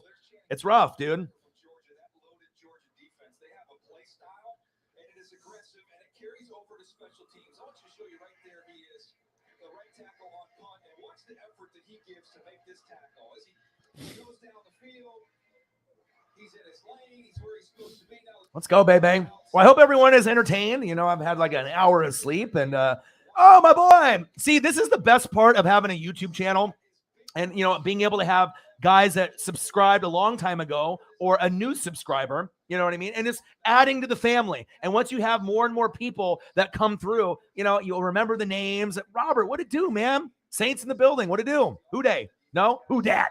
Let's go. How are you, man? Appreciate for your donation last night as well. Any donation matters. It doesn't matter if it's $1 or $2. Sometimes it needs to happen to get the ball rolling. I do very much. And Robert is in the building. Who dat? Play action fake. Ritter. Nice pass. First down, Nationals. Woo-hoo-hoo. Let's go. You're not going to find a broadcast anywhere else like this, my dudes. And watch, you'll see other YouTube channels will copy me. You'll see it. You know what I mean? I'm the first originator, to add, like the HD photos and to kind of give you a full broadcast, not just, talking in front of the screen the whole time. I mean, I really try to make it, obviously interactive. Romeo Dubs. All right. The Dubs. I see you, Romeo. Hey, but people still shit for me all the time. Sack Lunch, EA Sports, Peter Schrager, Uncle Mo. And I imagine there'll be a lot of other things that people steal. Often imitated, never duplicated, baby. All right.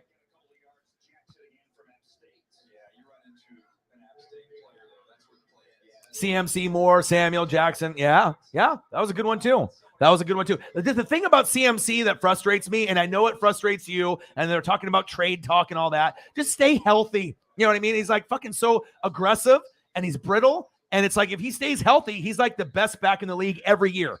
Like hands down, based off dual threat ability, catching the football and running the football. But he runs so physical, he just never can stay fucking healthy. Hand up the middle. 8:29 left in the second quarter. And it pisses me off because it's like a lot of people want to talk shit. And sometimes I even talk shit because it's like, I like him so much. I watched him at Stanford front row against my Ducks. I know how good he is. His dad was Ed McCaffrey from the Broncos. I am familiar with the lineage and the genes. He's got great genes, and we're not talking Levi's or Jinkos. All right. He's got good lineage. He's got a good bloodline. All right. And for him to get fucking hurt like that, and you know what makes it even dope? He's white.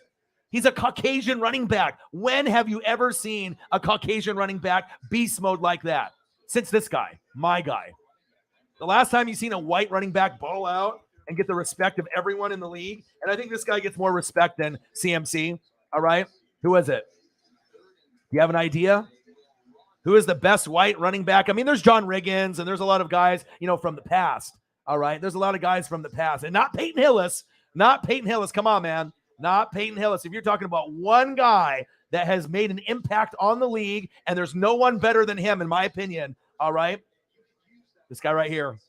This guy right here, the A-Train. If you had the pleasure of watching Mike Allstott play football, this guy was built like a fullback, could play fullback, could play running back, linked up with Warwick Dunn. Shit, he could be just the running back, and he would run you the fuck over. There's never going to be another Mike Allstott ever again. Probably the most exciting running back for me, as far as a guy that you didn't really know what you were going to get. I watched him at Purdue. All right, obviously Drew Brees went there as well. All right, Mike Allstott, the A-Train, the most impressive white running back of all time. All right, I know there's John Riggins. I know there's CMC, Peyton Hillis. You know, there's some guys that had, you know, some magical seasons. How the hell did he get on that Madden cover, right? All right, let's go, baby. Mike Allstott, special. And if you go on YouTube and watch Mike Allstott highlights, I'll prove to you that he is the most exciting running back, let alone white, Caucasian running back / fullback ever. I've never seen a guy break so many tackles. I mean, the guy would break like 8, 9, 10 tackles and keep going. You know what I mean? It was just crazy. Stiff arm, run a guy over, spin move, hurdle. It was just crazy to watch him play. I wish I had him on Tampa to this day. You know what I mean? The fullback position is pretty much dead. But then after Warwick Dunn went to the Falcons, they had him at running back as a fullback. It was just wild. You know what I mean? He could easily get over 100, score a couple times. I mean, to me, out of all my Buccaneer players, I mean, I'm a Derek Brooks guy, number one. All right, but my second favorite of all time, but you know, obviously on the offensive side, it's Mike Allstott. Period. That's going to be my next jersey that I buy, a sewn Mike Allstott jersey, maybe like a Mitchell and Ness. Handoff. Ooh, nice run. Woo! Abram Smith, dancing and romancing. Okay, baby, I see you. You got the jukes, my dude. Look at the offensive line up front. Look at the blocks up front, right here. Nice get off on the line. All right, getting to the second level right there. Runs into his own guy. Dude, pancake that motherfucker. Yes. Abram Smith. Let's go. Let's go, baby. he said Peyton Hillis.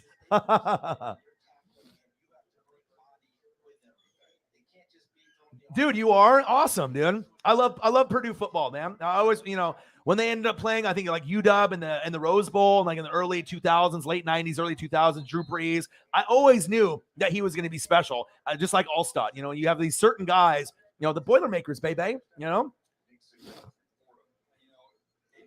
CMC is kind of overpaid. Yeah, I agree. But when he's healthy, you know what I mean? Like if you could get a good running back with a good quarterback, good offensive line, I mean, they got weapons. DJ Moore is one of the more underrated wide receivers in the entire NFL. They got weapons there. They got weapons. You know, you got Robbie as a deep threat. I mean, you got guys there. It's just that they can never put it together. And then JC Horn, I love that pick. Boom, he got hurt. You know what I mean? It's just sad. You know what I mean? It's like they can't stay fucking healthy. Yeah, Peyton was a one-hit wonder, but Mike Allstott wasn't. Good tackle right there. Stuffing Abram Smith at the line. Abram Smith is getting a lot of looks and a lot of love right now. I think he was like third on the depth chart. It was supposed to be Rashad White on Arizona State, right? Hassan Haskins on Michigan, Tyler Batty on Missouri, and then Abram Smith was supposed to be fourth. And he's like getting first team looks, and Jerome Ford, Cincinnati, fifth. So, I mean, this guy was fourth on the depth chart, and he's number one, baby. And he already has a touchdown. Let's go. Let's keep it moving. Let's keep it moving.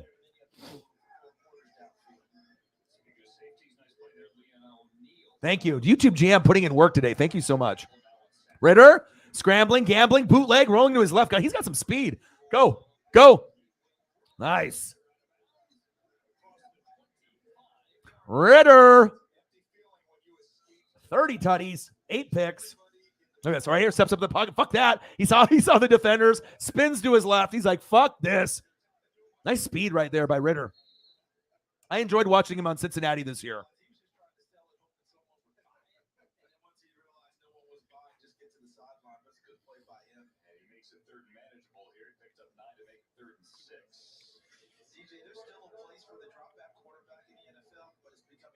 Third down and 6. Desmond Ritter knocking on the door into the red zone. Let's go. All right, timeout. Nationals, it looks like. All right, go to the sideline and do some steroids and PEDs, baby. Now let's get it moving. Second quarter. Yeah, and you know what? Like I said, out of all the national outlets and the media outlets, I don't think I saw anyone else do better than me based off picks. You know, it used to be Mike Mayock on NFL Network. As far as like, you know, Kuiper and McShay, they suck. These guys are professionals and getting paid millions of dollars, and they never hit in their draft picks. Never. They're always wrong, right? I went 15 out of 17 in last year's draft. You can go and watch that. I even predicted the J.C. Horn to the Panthers. I was like, this guy's a dog. He fits the swagger and the drip that the Panthers want to bring in. And I don't think a lot of people had J.C. Horn plugged in to the Panthers. And, you know, it made me proud a little bit, you know, of all the research and the film. And I don't have inside sources to all the NFL teams or anything like that. You know what I mean? But to be able to be that accurate, and the only one I got wrong is I thought the Bengals would go Penei Sewell, even though Burrow and Chase, I knew that was a high possibility. But if I would have got that one, I would have went 16 for 17. So, I mean, and especially with the offensive linemen and those like obscure positions, safety, offensive linemen, guards, tackles, that shit is hard unless you really know what you're talking about and you're doing a lot of research. You feel me? Shrimp enchiladas. Ooh, that sounds good. That sounds good.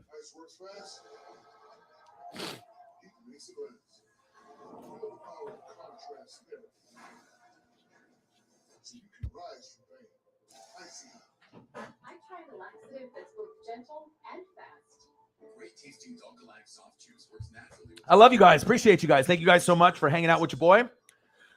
Like I said, long night. I need to actually start drinking some beer. I mean, I'm just trying to get through this breakfast sandwich and this monster. But, you know, I push myself. You know what I mean? I party hard, but I do work hard. And when you only get like an hour or two of sleep, sometimes you're like, fuck. You know what I mean? And especially this was at 11:30 a.m. Pacific time. Like, who the fuck came up with that schedule? You know what I mean? At least have this game on at like 1 to 5 o'clock. They're like, no, fuck you, Orion. We're going to have it at 11:30. Fuck your sleep. Fuck your couch. Right? It's all good. I'm here, though. And I'm excited about this game, though, too, because like I said, some people don't get excited for this type of shit. But like after the game is over, you know, you'll see highlights on like ESPN or NFL Network. But I like watching it in real time. You know, I like being able to evaluate the talent as I'm watching it. Look at Ritter and his speed. 14 miles an hour, 15, 16, 17. Go, white boy, go, white boy, go. Let's go, baby. Get that speed. Hit that speed burst. Ritter. He got wheels, baby. Let's go. Oh, guess who's on the screen right now? Malik Willis. You stud. Didn't get in the end zone. I know we wanted to see a little bit more. But, you know, from a guy that went to Liberty, like, where the fuck is Liberty? You know what I mean? Like, most people are like, what the fuck is Liberty? What are we talking about here? Talking about George Washington, Liberty? Like, what are we talking about here? But, you know, you never know from some of these guys from the smaller schools. You know, they can pan out. Miami of Ohio, Ben Roethlisberger. I mean, some of these guys can pan out from the smaller schools. It's facts. Ritter steps up in the pocket, rolling to his right. Pump fake. Ooh, big hit on the sideline. Oh, take out that cameraman. Oh, it's a little kid. Shit. Pick him up.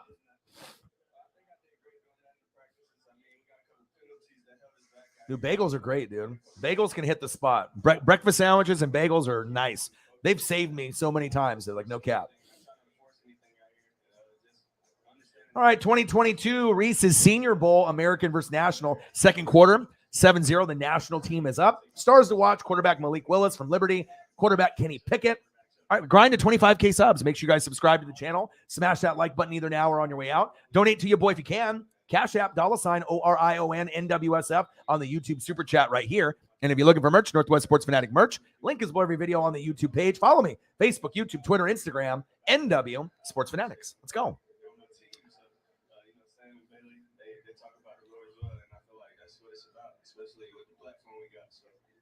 Daniel, you got a question you want me to ask Malik? Yeah, I just want to ask him how much fun he had in the rain because all of us were miserable. But I thought Let's go. he enjoyed himself out there. You were the only guy enjoying yourself in the rain in that Wednesday practice. How did you like it?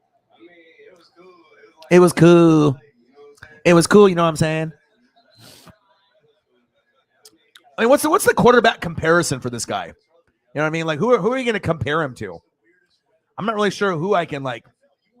What, like a better version of Jeff Blake? I mean, what are we talking about? I actually watched some Bengals highlights of like old quarterbacks. Carson Palmer, Andy Dalton. Dude, Jeff Blake, right, for the Bengals from back in the day, that motherfucker had a bomb of an arm. He was thrown to like Ocho Cinco and some of like the older Bengal players. My God, Jeff Blake had a fucking cannon. I mean, he would be standing like flat-footed in the pocket, 70 yards, 60 yards, 58 yards. I was like, wow. I remember Jeff Blake having a bomb, but not like that. It's always cool to be able to watch some of that old footage. So I think the Colts need to give Wentz one more year. Yeah, and I'm telling you, he will succeed with weapons. I mean, if you end up getting Godwin, if you end up getting Allen Robinson, or if you draft a wide receiver, I mean, there's a lot of these, Drake London. I mean, there's a lot of these guys that if you end up picking up, you can end up, really making a difference. I mean, we got guys in the draft, Garrett Wilson, Ohio State, nice. Drake London, USC, very nice, right? Treylon Burks, Arkansas, very nice. Go, Abram, first down, Nationals. Let's go. But who else do they got here as I'm looking at my my mock draft? Jameson Williams, Alabama, right? That could be nice. David Bell, Purdue, wide receiver.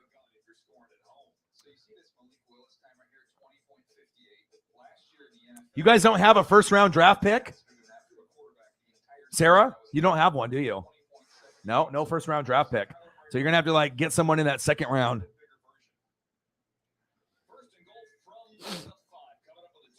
Yeah, David Bell. Handoff. Abram Smith. Ooh, crunched at the 1. Well, shit, if the Colts didn't start off so slow, what were they, Sarah? They started off, like 3-5 or something like that? Or 0-3. They ended up starting off really bad, like really, really slow start. If they could have just got off to a better start and then won, obviously, that last game against the Jags. But everyone wanted to criticize Jameis Winston and Carson Wentz going into the season. I thought both did really good overall. Jameis got hurt. They would have made the 6th seed. If they would have played Tampa Bay, they probably would have beat them. They have Tampa's number. Jameis did fantastic for him. I don't like Jameis because of what he did for me in Tampa, but he got these fixed right here.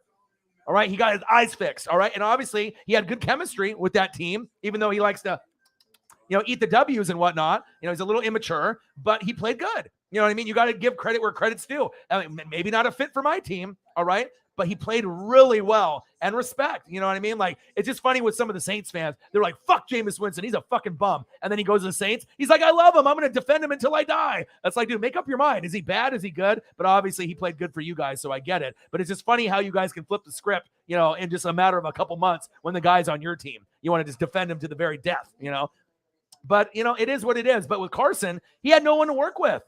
Same thing with Jameis, limited wide receiver weapons, and he actually played pretty good. AK-41, you can hand the ball off there. Carson can hand off to Jonathan Taylor. And so even though Carson didn't get the love, Jonathan Taylor emerged as the best running back in the league. He's definitely top 3 now. He's right up there. It's like, normally Christian McCaffrey, Dalvin Cook, Derrick Henry, you got these guys, AK-41. But now Jonathan Taylor is in the top 5, and you could argue that he might be the best one in the league right now based off his age, his youth, great offensive line. But I think Jonathan Taylor would be good even under a middle of the pack offensive line. He's very good from the University of Wisconsin, the Badgers, okay? But who do you have? T.Y. Hilton, old as hell, right? Michael Pittman Jr. is your best wide receiver. He should be a wide receiver 3. So once you get weapons there and a better tight ends than Doyle, the offense will be good.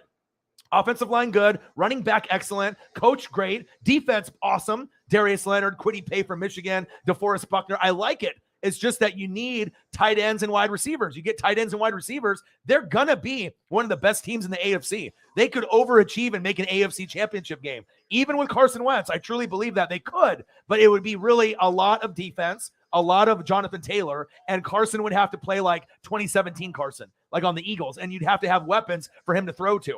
You know what I mean? It wouldn't surprise me one bit, but the matter of the fact is Carson will probably get cut or traded or, not re-signed by the time that they get all those pieces there. And it'll be the next guy taking over. But I think Carson, for a guy that has mental problems, and I have mental problems, mental health issues, with depression and anxiety, I'll take a guy that's mentally broken over physically broken any day of the week. I root for the guy. I really do. He impressed me besides that Jags game. That hurt. That Jags game fucking hurt everything. The whole narrative of him playing pretty good all year just went right down the shitter, right? Everything that he did up to that game, I was like, dude, yes, dude. You know what I mean? Like a lot of skepticism, a lot of haters. And I was like, Carson and Jameis did pretty good. I thought Band-Aid, temporary solution, going into the year, but I was impressed with both. And then the Jags at the end of the season, he just fucking shits the bed. I'm like, oh, Carson. And then you don't make the playoffs. That's what made it even worse. But that's the parody of the NFL. You can never take anyone for granted. Wentz does things that make you scratch your head, right? But if he has weapons with that O-line and that coaching, if you actually look at his stat line this year, it was better than anticipated. Jameis and Carson. I think we can agree to that. You might not like Carson Wentz. You might be a hater. You might not like Jameis Winston. And I'm a Tampa Bay Buccaneer fan. I have no reason to like Jameis whatsoever, okay? Based on what he did for my team. But I'm not a hater. I'm going to call it right down the middle. If you improve and you get better, I'm going to give you the love. And I was impressed with both the guys this season. They're not going to be top 10 quarterbacks, but they played pretty good for under the circumstances. Nice pass. Touchdown, Nationals. McBride, baby. Yeah. Ritter to McBride, baby. Hell yeah.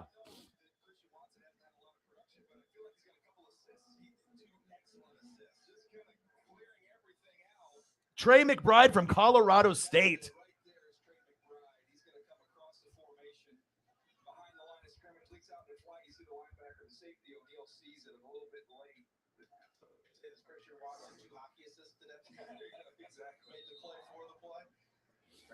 Scored only one touchdown this year for Colorado State, caught 90 passes. 90 passes, wow. Reese's Senior Bowl, the award winner, Best tight end. Oh, you hear that? Best tight end.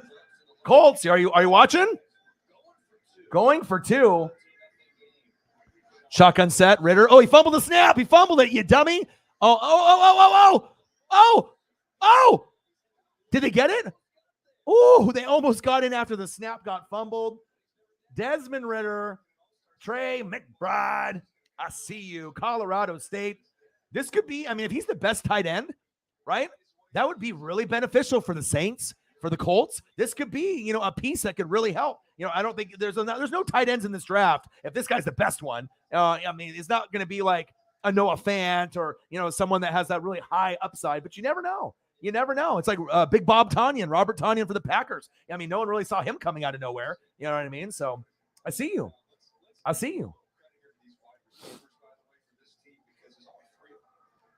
The Colts are cursed with a Deflategate. I think that once they get the right quarterback in place, it's like you can't go from Peyton Manning, to Andrew Luck, and then you have to have a guy that can get you there. And too bad that they didn't protect Andrew Luck with an offensive line, because he'd be playing today and he probably would have gotten them to a Super Bowl or an AFC championship by now. Let's be honest. Andrew Luck was a shit, but he just never got protected. I watched him at Stanford. I watched Andrew Luck's whole career, and he was the highest graded guy since John Elway. He was phenomenal, but they didn't protect him, and he lost the love for the game. Sad. I like rooting for guys that are underdogs. I really do. You know what I mean? Sam Howell. Nice catch. First down.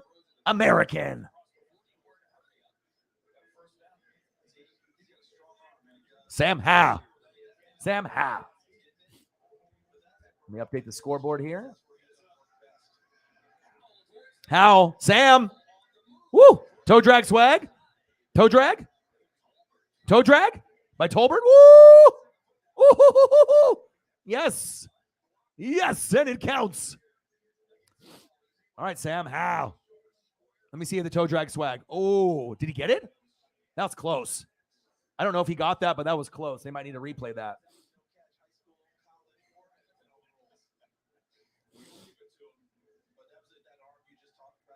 Yeah, but the thing is, Sarah, if you're trying to compete and you're trying to actually have, some type of success, you got to get a quarterback. Obviously you got Justin Herbert there, you got Carr there, you got Mahomes. If you get Rodgers there, they could end up going, to AFC championship game or making a deep run. He doesn't want to stay in Green Bay. It's over. You know what I mean?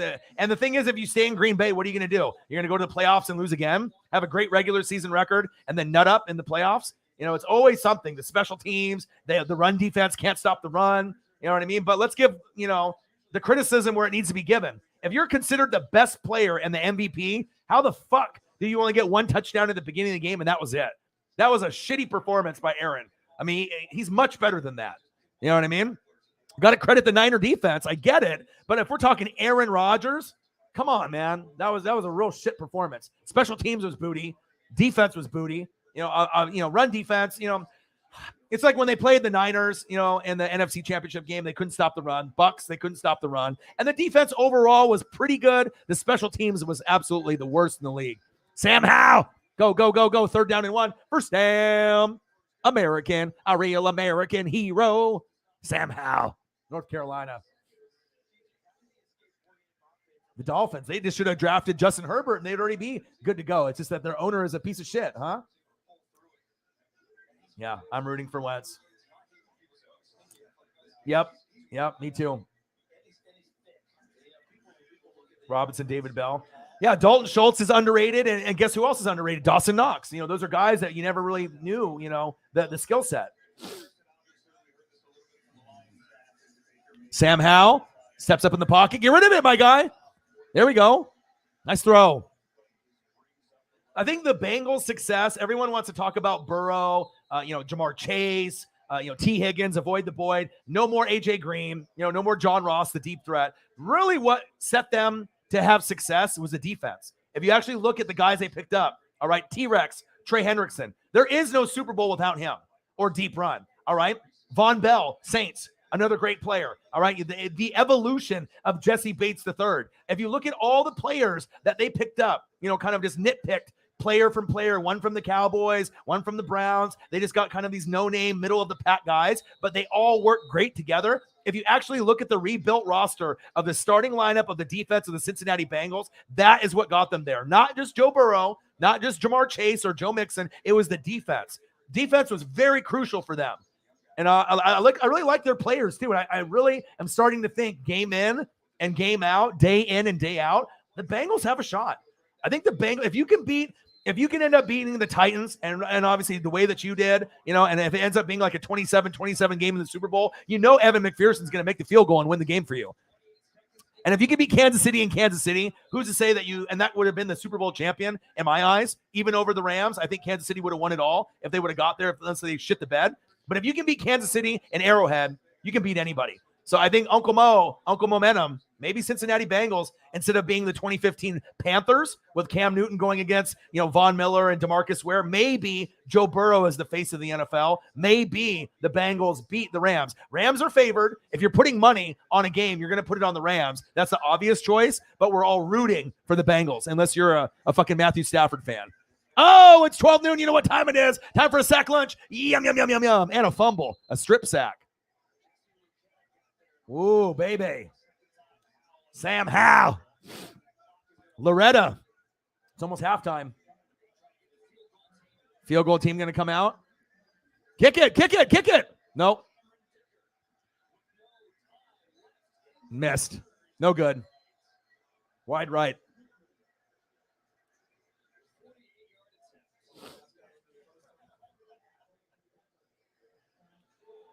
Dalton Schultz on the, yeah, who wouldn't? I would take Dalton Schultz on the fucking, on my team too. He's nice. But that's the problem with the Cowboys, right? In that game against the Niners, if Dalton Schultz is your leading tight end or wide receiver, you're fucked. You have CeeDee Lamb, you have Amari Cooper, Gallup is hurt, whatever. You know what I mean? You don't run the football enough. All right, you got Tony Pollard, you got Zeke. Just the whole scheme. Like everyone's like, oh, McCarthy, he's garbage. Kellen Moore, everyone's like, oh, Kellen Moore is such a great OC. No, he's not. He used to be. You know what I mean? But his decision-making is down the shitter. Like, how the fuck are you going to run a QB draw at the end of the game with no timeouts? You know what I mean? Like, you could have been a guy that could have been a head coach somewhere. You just retarded your growth like tenfold. You know what I mean? It's going to take a lot for you to earn the respect of the NFL circles now. But if it was me, Dan Quinn, you keep him at DC. That was a good choice for him to stay. And then, obviously, Sean Payton, Jerry Jones called. All right. So, we already know about certain guys like, Sean Payton, and certain players, coming and going. But Dan Quinn is nice. But guess what? Kellen Moore, bye. McCarthy, bye. I'm not necessarily saying this guy should be the head coach because I don't think he should be. All right. But they're going to miss this guy. But guess what? The Dallas Cowboys, this guy and this guy, it's going to happen. It's going to happen. Wait for a couple years, wait for his contract to end, or if he can find a way to do TV. But at some point, this will be the Dallas Cowboy head coach, and this will be the D coordinator. And then for them to win a playoff game, it's going to take this guy to do it because they can't do it with anyone else. It's obviously proven. You know what I mean? McCarthy is trash. McCarthy is trash. Regular season GOAT, but in the postseason, not good. I mean, at home, he's got the worst record at home at Lambeau out of any quarterback. It's like 7 wins and 7 losses in the playoffs for a guy that's supposedly the most natural, gifted player at quarterback of all time. That's not good. That's not good, man. Get special offers on the 2022 ES350. Bengals, baby. Lots of key guys, a lot of lower tier guys like that, like Mike Hilton, guys that, who the hell is this? Who the hell's that? You know what I mean? Obviously, T-Rex and Von Bell, but I don't think people realize how good those guys are. Saints players, are very aggressive. They're disciplined. They play with a lot of passion. You know what I mean? And I know a lot of Saints fans are rooting for the Bengals, and I like those guys. I would take those guys on Tampa in a heartbeat. Von Bell, they miss him. T-Rex, they miss him. If they had those guys still there, the defense would even be more lit. And the defense is still good, but it's not the same without those 2 guys there. But the number one reason why the Bengals have had success, everyone will say Joe Burrow, the defense, all right? But this is the number one reason that they got to the Super Bowl, and this is the number one reason that they've elevated their game. They decided to draft a fucking kicker. And not only did they draft a kicker to help them win so many close games in the regular season and the playoffs, this guy is probably the best kicker in the NFL that's not named Justin Tucker. I know there was Koo on the Falcons that was pretty good last year. There's a lot of other guys. You got Harrison Butker and a few of these other guys that are pretty good. But this guy's got ice water in his veins. He can make 50-yard field goals, more than 11, in this season, in the postseason. He's phenomenal. I mean, I think when it's going to come down to it, once Justin Tucker retires, this guy might be known as the best kicker in the league, and he's a rookie. And you have to have a kicker to make extra points and field goals. It's so critical in the NFL nowadays that, you have to get those kicks because so many games are lost by 3 points or less. Think about it. Touchdown or less. So if you can have a great kicker like this, I mean, it's going to go a long way. So for me, that's the MVP of the season. Everyone wants to talk about Joe Burrow, T-Rex, well-deserved. But this guy, if they don't have Evan McPherson, they're not in the Super Bowl. Facts. He is the MVP of the Bengals. He's amazing, man. I would love to have a guy like that. I would have loved to have a guy like that.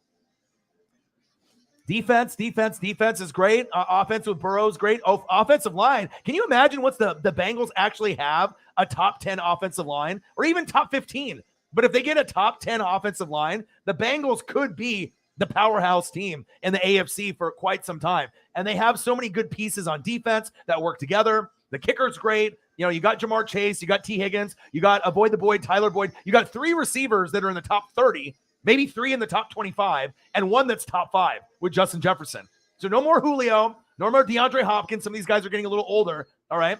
But you got Cooper Kupp up there. You got Devontae Adams, Tyreek the Freak Hill, all right? But Justin Jefferson, okay, is amazing. We know this. Jamar Chase is amazing. And then you got other guys that are getting close, like CeeDee Lamb and A.J. Brown, but they're not as good as Justin Jefferson or Jamar Chase. I mean, those guys are game breakers and game changers. That's facts. All right, it's halftime, baby.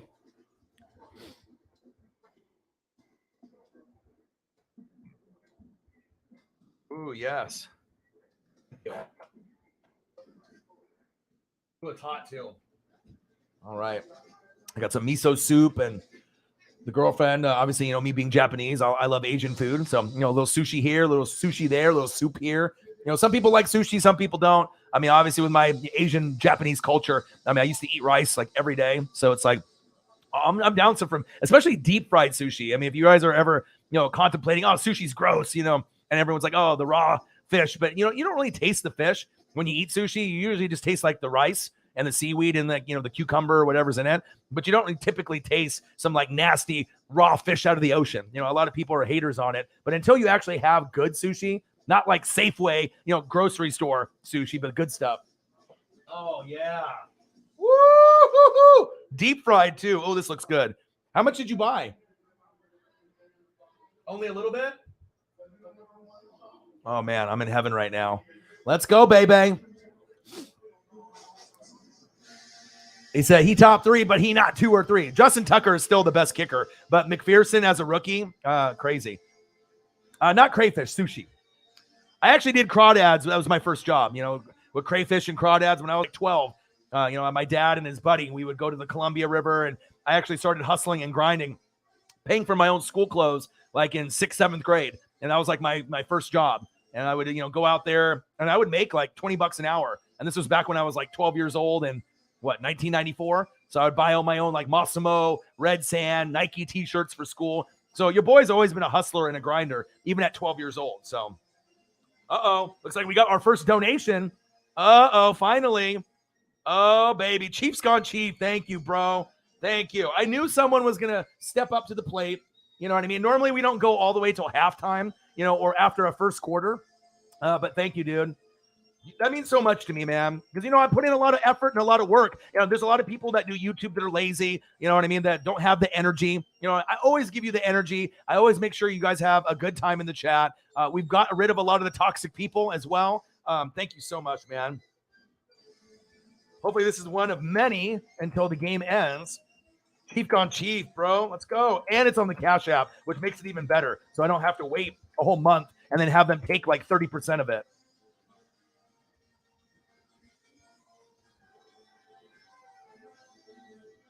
That's what I'm talking about, baby. Thank you, dude. Bang! $10 on the Cash App. Bang, bang, bang, bang, bang. And like I said, sometimes it starts off a little slow. Sarah Small got the donation game going yesterday when I did the Seahawks and the Patriots Super Bowl 49, the classic game on NFL Network. But then once we started off with that $5 early on, we finished it like over 150? And normally it's around 100 to 250. That's usually kind of the normal range when I do streams, but sometimes it's low. It'll be none, or like there was a stream that I did that was like $2. It happens. Sometimes you get a lot in the donos. Sometimes you get a little, you know what I mean? But the support from you guys is always unmatched. Thank you. I love you. And I appreciate you. Chief gone Chief, representing for the Chiefs Kingdom. You're the fucking man, dude. Thank you. It means a lot too. You know what I mean? Especially when you're hustling and you're grinding and you're not really getting, you're not getting the results that you want. I got to show you some love, man. Patrick, the clone Mahomes, Showtime, they call him the Reaper, the Grim Reaper, Clyde Edwards-Helaire, Travis Kelce, the best tight end in the game. He might end up retiring as the best tight end of all time. Tyreek, the free kill. And I know Ben is in the room, and they can say that was a good throw, but in double coverage with Von Bell, who's incredibly, underrated. And then you're going against Jesse Bates III. If you're going to throw to anyone in the league, right? I know Tyreek is great, top 2 wide receiver in the league, Devontae Adams and obviously Cooper Kupp. You don't throw at Jesse Bates III. If you don't know who Jesse Bates III is, look him up. Look at his stats. For covering and run defense and pass coverage, I think he might be one of the best in the league. If you look at the numbers in PFF and everything out there, you just don't throw that way. Honey Badger, Tyrann Mathieu, love him. I hope he comes back next year. Chris Jones, Chris Jones. I see you. Frank Clark, I see you. Even though you like to do the AKs and the Lambos and you get in trouble on the offseason, I see you. Nicole Hardman, I see you. Harrison Butker, I see you. Eric Bieniemy to the Saints, stay on the Chiefs, my dude, because you can take over for this guy. I like cheeseburgers, hamburgers, and chocolate cake. And I like the NWSF. And fuck that Peter Schrager guy for stealing Uncle Mo from Orion. He is a bitch ass. Let's go. Chiefs. Bang, bang, bang, bang, bang. Let's go. Let's go. Appreciate you guys very much, man. Chief gone Chief, always doing good things for me, man. I appreciate you, man. Appreciate you very much. What's up with this YouTube thing? So it'll show like 20 people in the room, and then it'll go down to like 1. Something's going on with YouTube. It did that last night as well. We had like 18 people in the room, and then it would go down to like 1. I don't know. There's some kind of errors or something going on with YouTube. Chief gone Chief, baby. Oh, man.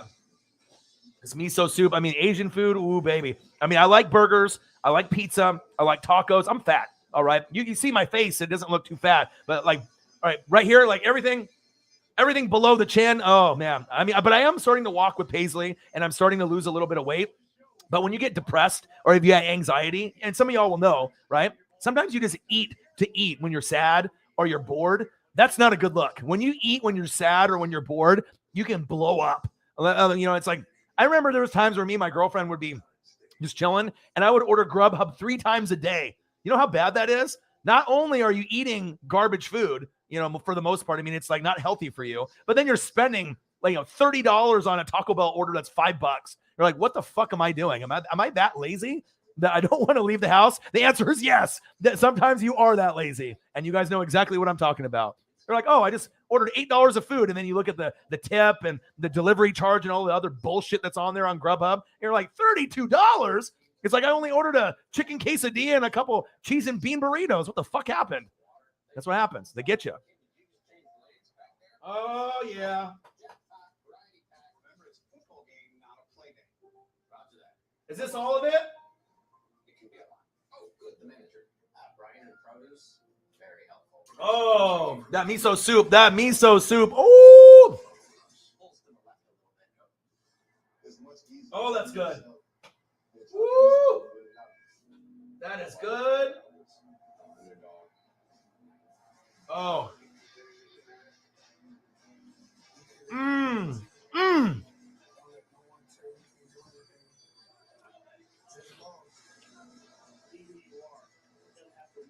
If you've never had deep fried sushi from a good place wherever you live, I don't know, most places probably, I mean, they probably got sushi places all over the country, but out here on the West Coast, Washington, Oregon, California, we got some amazing sushi places out here. But if you get deep fried, like if you have deep fried anything, it tastes good. But when you have deep fried sushi, like you don't really taste any of like the fish really. It just tastes like deep fried deliciousness. That's all I can describe it. It's so good. My God. Oh, that was so good. Packers and talk. Rich Bashasha. I know, Rich B. You can't even put his last name. You're like, how do I spell that? Sarah's like, Bashasha. All right. He's got some Tampa Bay Buccaneer ties. And yeah, they want him to be the special teams guy. I saw Grossi post. He's like, yes, please. Because obviously their special teams was the worst in the league. Chiefs gone cheap. Bang. $10. Thank you, man. My boy. Appreciate you. Doug Peterson. He's like, look at Shad Khan over there. He's like, I own AEW. All right. He's like, don't fuck me over like Urban Meyer. What a joke, dude. Urban Meyer. What an idiot. Fucking self-entitled piece of shit, dude. Like kicking the players like Lambeau, you know, talking down to them. You know what I mean? It's like, that's what happens when you get, you know, so big. And I guess you just think you're like, have a God complex or something. You know what I mean? Sad. What could have been? You know, what could have been?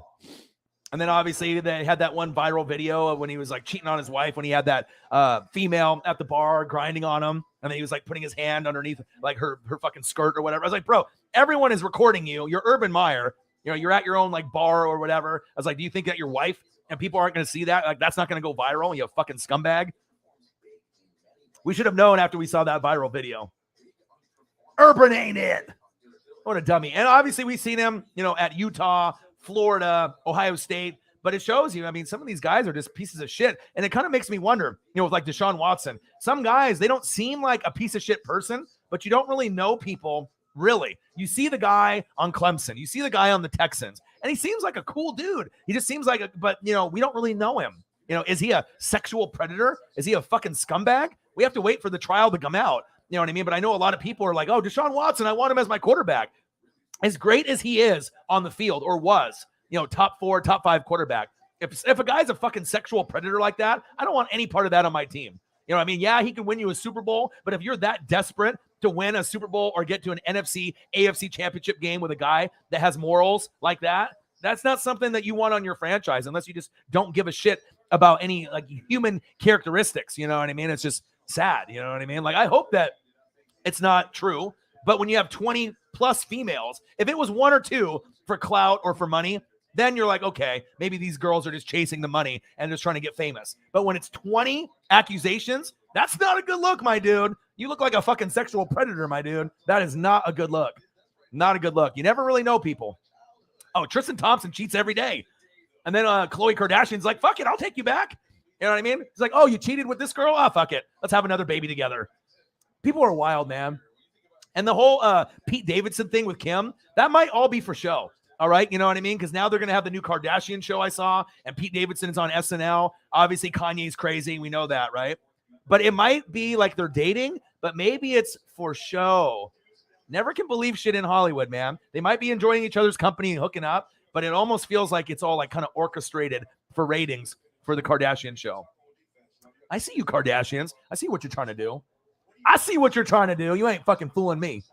You ain't fooling me. Yeah, but also too, they have Shark and they have ETN was injured, so they have weapons, but the offensive line needs a hell of a lot of work. Defense needs a lot of work. They got the other Josh Allen out there that's nice, at linebacker, but it's not the same team that had Calais Campbell, Bouye, Ramsey, Blake Bortles, Leonard Fournette. Remember how good they were? They were literally a quarter and a half away from the Super Bowl. Do you remember that? When they were in the AFC Championship game? It's wild. It's wild, man. Things can change so quick.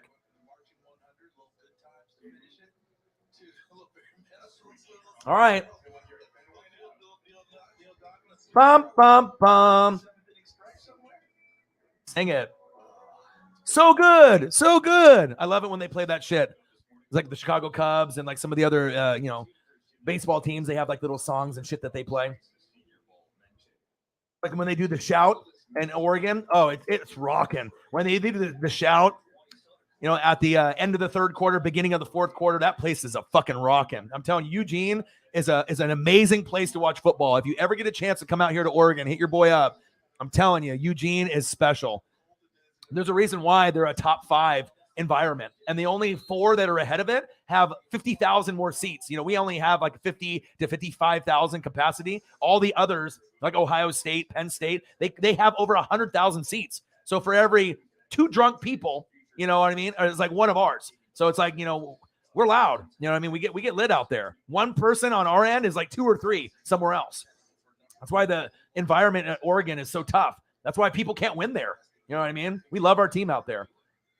Pete is hilarious. I ended up seeing a bit that he had on Kanye like in 2017, like well before the Kim thing. He is funny as shit, dude. Like, I think, and it shows you too, you don't have to be the best looking guy, out there. You can have kind of like a weird, normal look. You don't have to be like the most attractive, but if you're funny, you can get anybody. If you're real and you're funny and, you can make people laugh, it doesn't matter what you look like. You can still pull people. You can still get girls, obviously.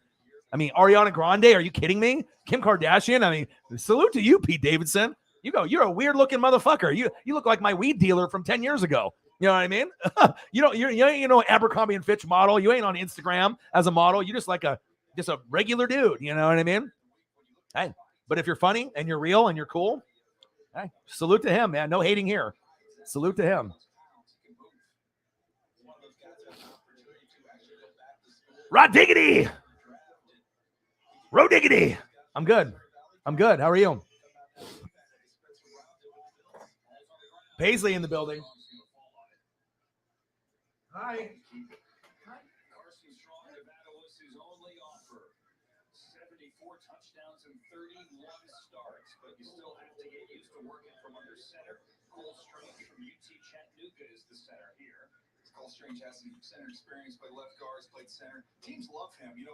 He's had some battles. We joked all week long he would lose his first rep, come back and win his second rep. I love you. But man, the teams and the scouts I talked to have just loved the competitiveness that he's brought. And you look at last year, Creed Humphrey, some of maybe the concerns about him with his strength, kind of we need with anchor the bigger defensive tackles, and he just goes out and plays phenomenal football as a rookie for the Kansas City Chiefs. They come downstream. And here's Bo Hunt again to the other side of the field, the short side of the field this time with a nice. It's my poppers. Road Diggity. Not Rod. I read it wrong. I'm an idiot sometimes. Road Diggity 419. What to do? There we go. And there's another donation. Bang! $2. Appreciate you. Sarah Small in the building. Sometimes all it takes is like that first person to get it going. You know what I mean? Nice. Yeah. Paisley's only like 6 months old. We got her at 6 weeks. So we weren't even supposed to get her until 8 weeks, but the breeders, I mean, they're not supposed to let you have a dog until it's like 8 weeks. And, it took us a while to get all the shots for her. We didn't even let her go outside until just, last maybe couple months because she has to have all the proper shots and whatnot. So she's not used to shitting or pissing outside yet, but thank God we have hardwood floors. So, a lot of the pissing and shitting happens in here, but we have towels and stuff laid out. And, we have a pretty good system on, try to clean things up and whatnot. But hopefully she can learn that, hey, outside when I take you for a walk, you can like lift your leg up and you can take a big ass dump. All right. You can take a dump and a piss somewhere else. You don't got to do it in the living room. You know what I mean? You can do it outside. All right. We'll get there. 13-0. Nationals are punting. 4th down and 1. Oh, this is money. Thank you. Oh, miso soup. Oh. Mmm.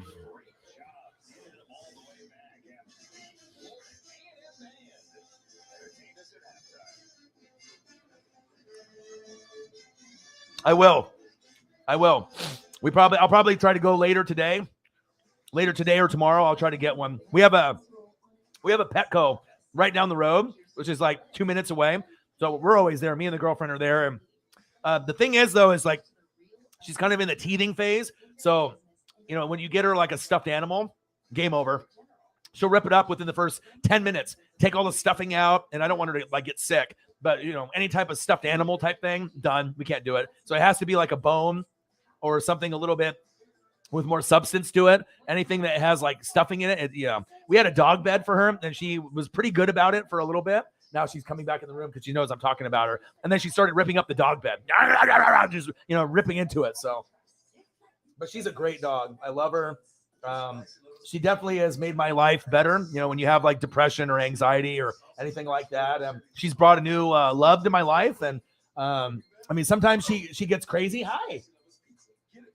Like sometimes she does this thing like at nighttime where she's like on like yo-yo, like on yayo. Like she just goes crazy. She'll like run to the living room and jump on the leather couch, run back like 100 miles an hour, run in circles, just like just going crazy and shit. And like, sometimes it gets kind of crazy. I don't like spanking her.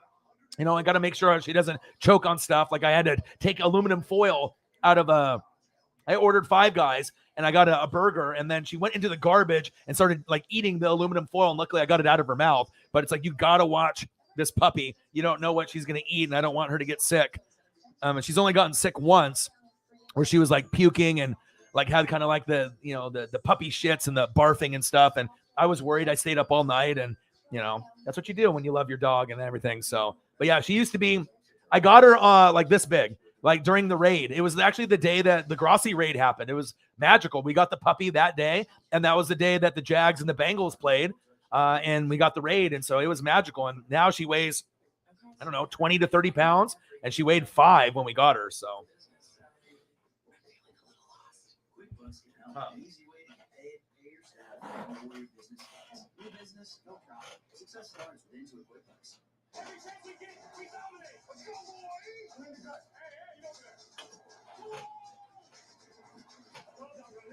Look, it's you on TV. Look, it's you on YouTube. You're famous.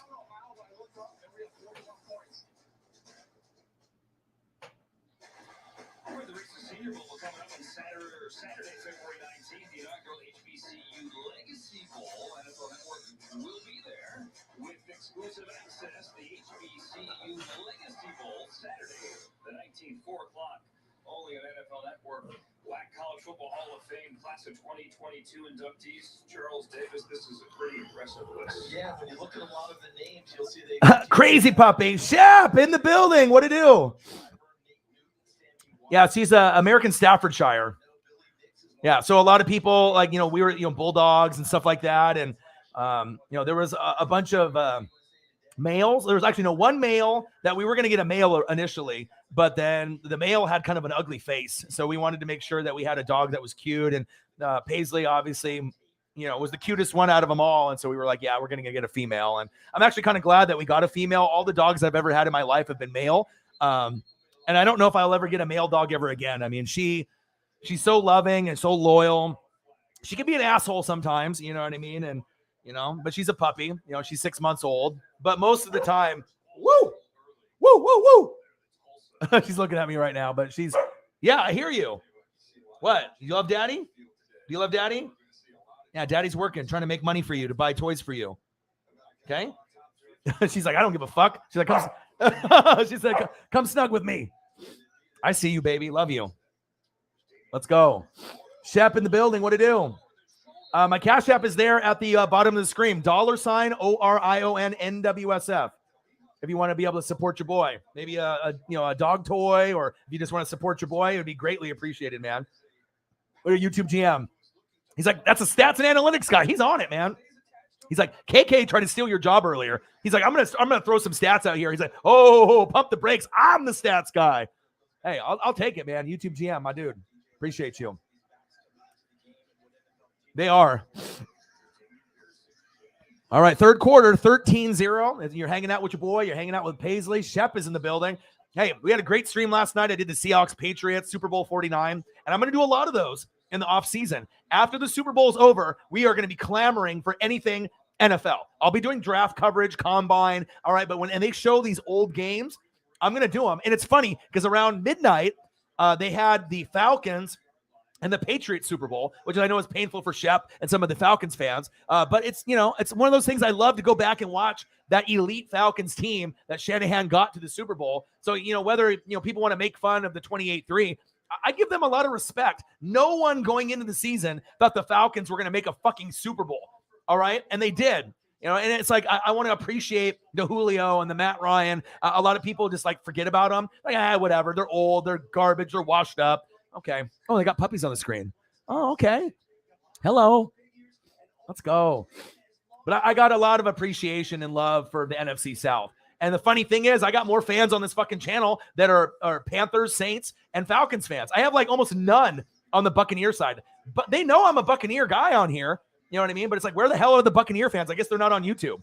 I don't know. They're too busy living the Florida life, or, they're spread across the country. I know there's other like smaller Buccaneer YouTubers that make some videos, but I don't know, man. If hey, I'm here. I'm the biggest, YouTube Buccaneer guy that's on YouTube right now. There's nobody bigger, sub-wise. So.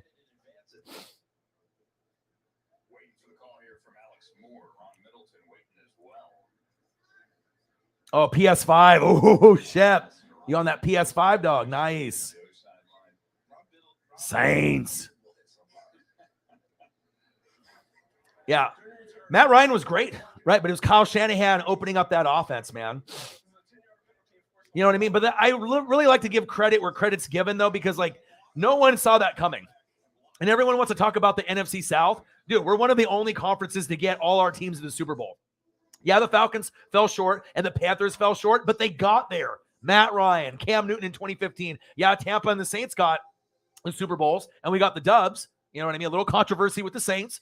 Obviously with the, the gate, obviously with the money and, trying to injure Brett Favre. But you guys got your Super Bowl ring. We got 2. So we're leading the pack. Tampa Bay Buccaneers. Go Bucks. But I'm proud of the Panthers and the Falcons because, we saw the Panthers with the 15-1 with Cam, but nobody saw the Falcons. But guess what? If you're a Falcon fan, it's okay. All right. You got Atlanta Braves. Boom. You just won the championship. All right. You just brought the pennant home. And then boom, Georgia Bulldogs. Life is good. If you live in Atlanta or if you're a Georgia or Atlanta Brave fan, the only thing that you could ask for is the Falcons and the fucking Atlanta Hawks to do something big. But again, not everyone could be Dominique Wilkins. Not everyone could be Spud Webb. Not everyone could be Deion Sanders back in the day.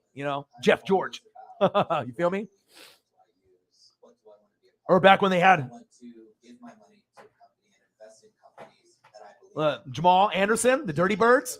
Oh, man. Remember that? Bounty Gate. The Bounty Hunter. Except Reese should have won MVP. A lot of guys should have won MVP. Let's be honest. Huh, Paisley? She's just still sitting here looking at me.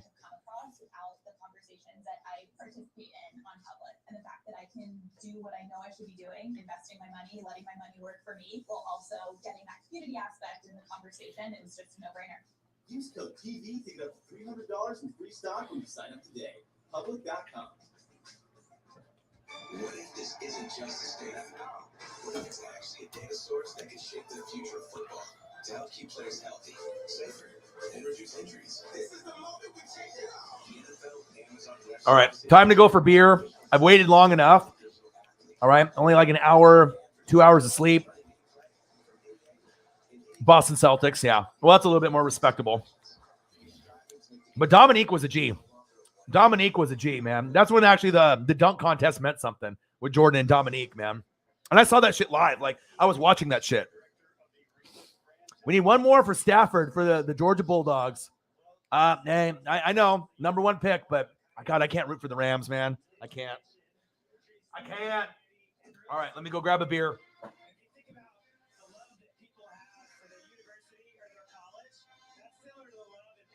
the Reese's brand. Community service is a huge part of this week, always in Mobile. Tell me about yesterday's community event that both Reese's and the Senior Bowl players participated in. Yeah, community service is such an important part of the Reese's Senior Bowl.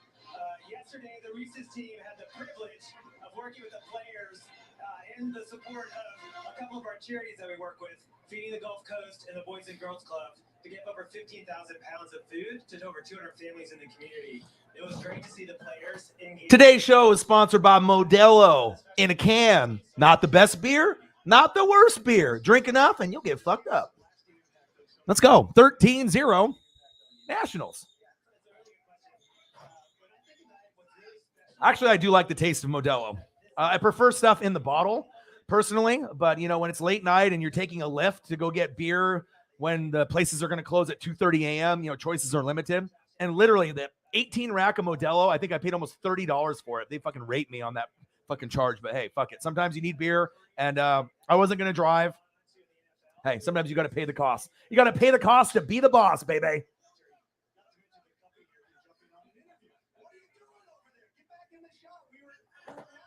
Woo, baby. Ice tray. Going long, going deep. Picked. Let's go. Hell yeah. We got the American and the National. We got the 2022 Senior fucking Bowl live, play-by-play and reactions with your boy Ryan and the Northwest Sports Fanatics. Make sure you guys subscribe to the channel. Smash that like button either now or on your way out. Donate to your boy if you can. Cash App, $ORION, NWSF on the YouTube Super Chat right here. And if you're looking for merch, Northwest Sports Fanatic merch, link is for every video on the YouTube page. Follow me, Facebook, YouTube, Twitter, Instagram, NW Sports Fanatics.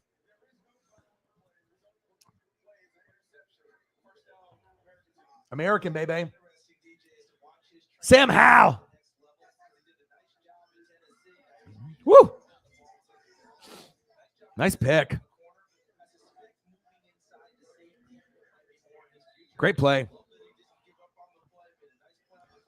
Alante Taylor.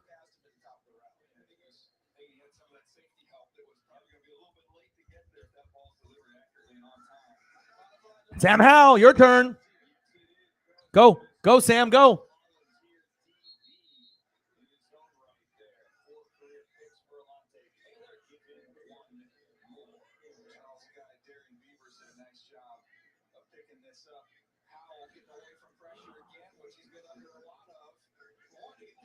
All right, I see you. Alante Taylor with that pick, trying to get his team back in the game. 13-0, they're down. Great job, man. Great interception. Get your team lit and ready to try to make this comeback. Sam Howell, come on, baby. It's your time. 2nd down and 5. Let's go. Hand off up the middle. Go. Nice. 1st down, American.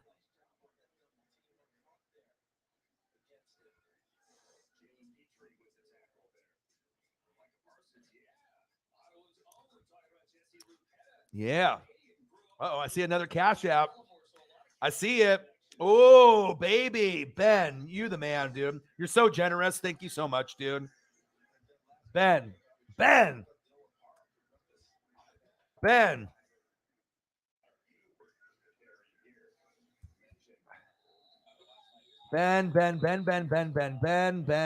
Thank you, dude.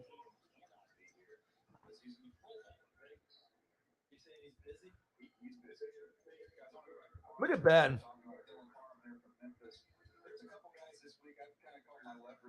He's 6'2", even. He's 313 pounds to center. Arms, he just gets underneath guys. This guy's played a lot of football too. 51 starts as a former. Let's go, dude. Bang! $20 for my boy Ben. Bang, bang, bang, bang, bang on the Cash App. Thank you, dude.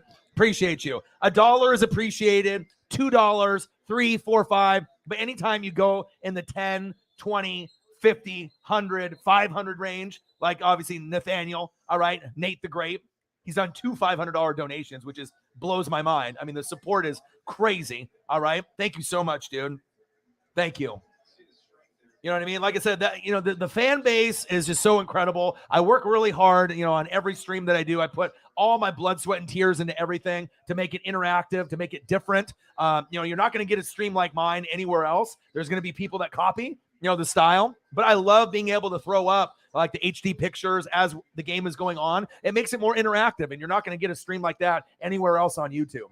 Where are we at right now? 32? Yes. We can get to 50. That's not too much to ask. I think we can definitely do that. 18 more by the time the game is over. We got 7:18 left in the third quarter. 13-0. Nationals. Okay. Sam. And you never know. A heavy hitter could come in the room, and then all of a sudden you're at like 100-something. It's like, Cyberpunk 53. Every time he comes in the room, he drops like a 50 or a hundo. It's just great to be loved like that. You know what I mean? Because it's one thing to smash the like button. It's one thing to interact in the chat. It's one thing to sub to a channel. But the utmost respect and love that you have for a channel or me is when you donate. And God, the donations are just amazing. Thank you so much, man. I really genuinely appreciate it. Your boy's hustling. Your boy's grinding. Ben, my boy, $10 yesterday. And he's like, you know what? I'm going to double up. I'm going to double up on that. All right, I'll show you a little Chiefs love. I always like to take care of my fans, make them feel special. Patrick, the clone, Mahomes, Clyde Edwards-Helaire, Travis Kelce, Tyreek the free kill. That's for you. All right. Should have been caught. We agree on that, but you should have not thrown it when Jesse Bates III was roaming with Von Bell. You guys will get that championship, that Lombardi, hopefully next year. All right. Tyrann Mathieu, one of my all-time faves. Chris Jones, Chris Jones. Frank Clark, stay out of trouble in the offseason, my dude. Nicole Hardman, don't go to the Saints. Stay there. Stay with this guy right here, Andy Reid. Harrison Butker, top 3 kicker in the league. Chiefs. Shout out, dude. Appreciate you. Appreciate you. Oh, shit. Let's go. Bang. Let's go. $100 you ask and you shall receive. Dude, thank you so much. My God, thank you. Uh-oh, and then we got another dono. Bang! Chiefs gone chief with a $9 donation. Let's go. Let's go.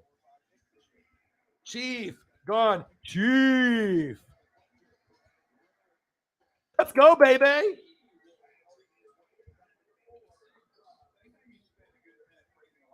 Let's go, baby.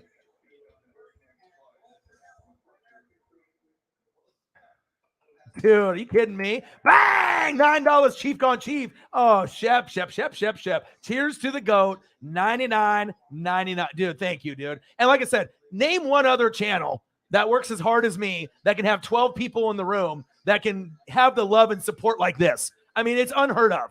Normally when people get this kind of donos, there's like 100 people in the room, 1,000 in the room, 2,000 in the room. Incredible, man. You guys' love and support for me is unmatched. Thank you so much. Now I got to do something special for you up here. Let me see what I can do for you, Shep. What do I got to do here? What do I got to do for you? Let's see here. And the same conference in my alma mater, Appalachian State, in a program in Coastal Carolina that's really come on the scene the last few years. Yeah.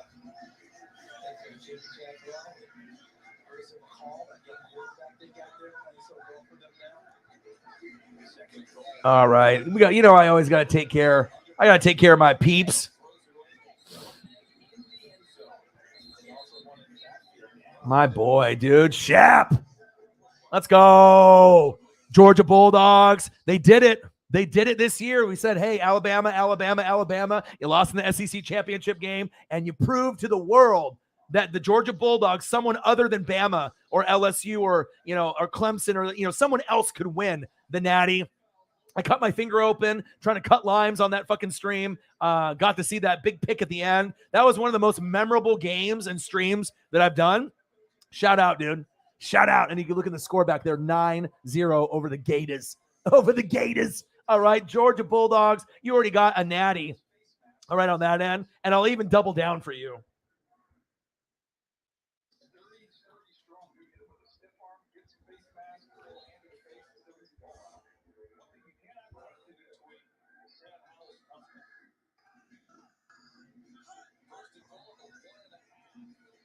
I'm going to double down. I'm doubling down for you.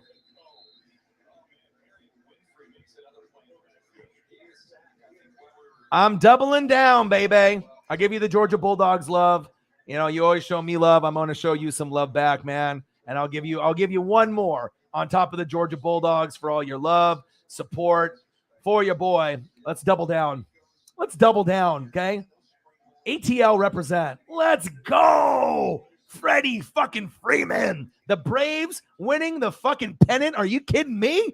My dad's been a Dodger fan since the 50s. All right. And I couldn't be happier. Sam Howell to the left-hand side. Touchdown. American. I feel to be a real American.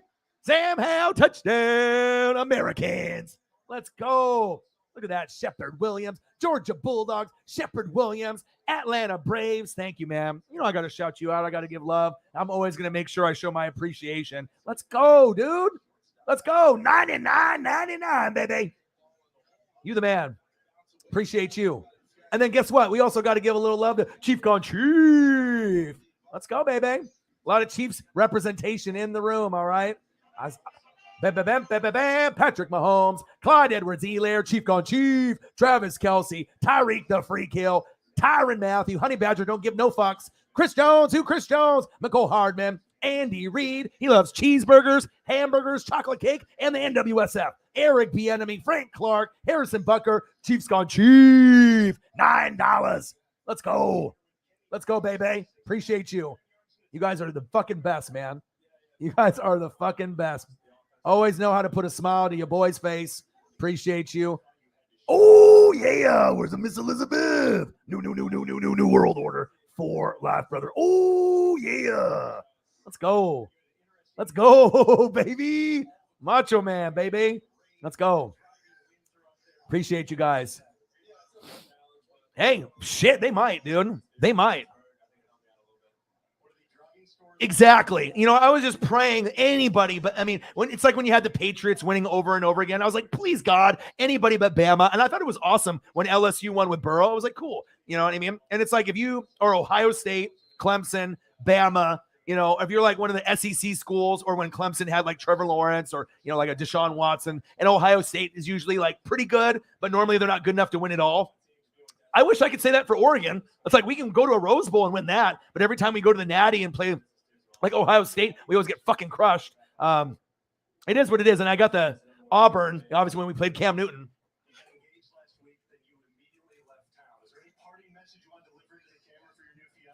I don't know if you can see that, but I got this custom LaMichael James with the James stitched in the back. I got the patch.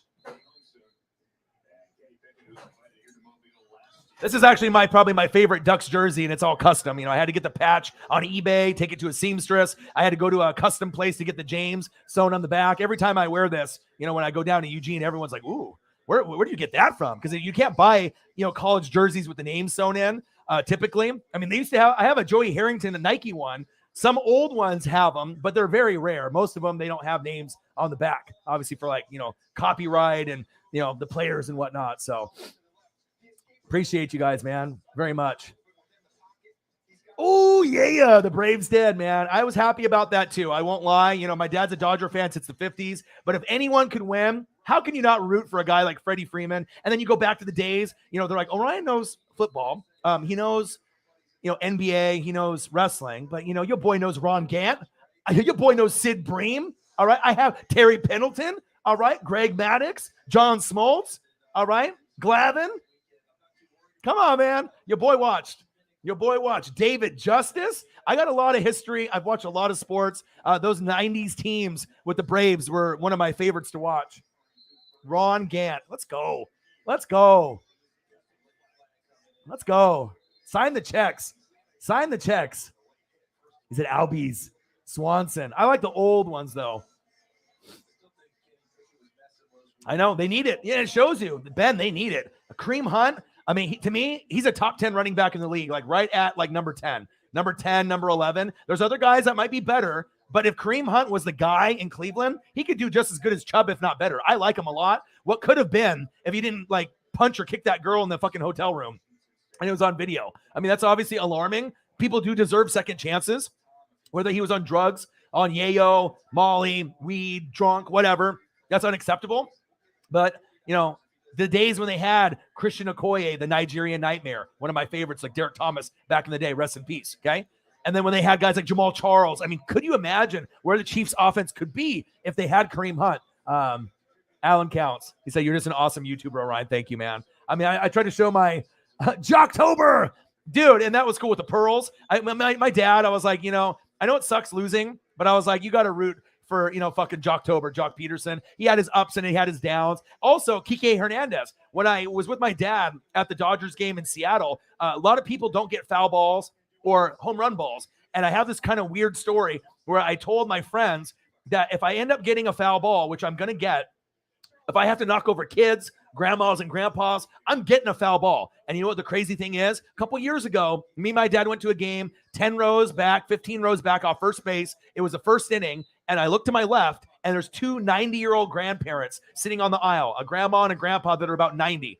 And then it's me and my dad. Foul ball comes. The guy in front of me with a ZZ Top beard has a glove. It hits him in the glove, the foul ball. He drops it. It goes right here. He drops it again. It goes on the ground. I slide past the grandparents. I swipe the ball up, wrestle with this guy, the LeBron James guy on the other side of the rail, and this big ZZ Top guy, right? And I get the ball in my hands. I get it. He bull rushes me from behind, right? Boom, right? Knocks me down. I'm wearing shorts, right, with my Ken Griffey Jr. Sewn jersey. My knees are bleeding in the first inning, right? But I got the ball, and I still have it to this day. And it was on TV. I still have it recorded.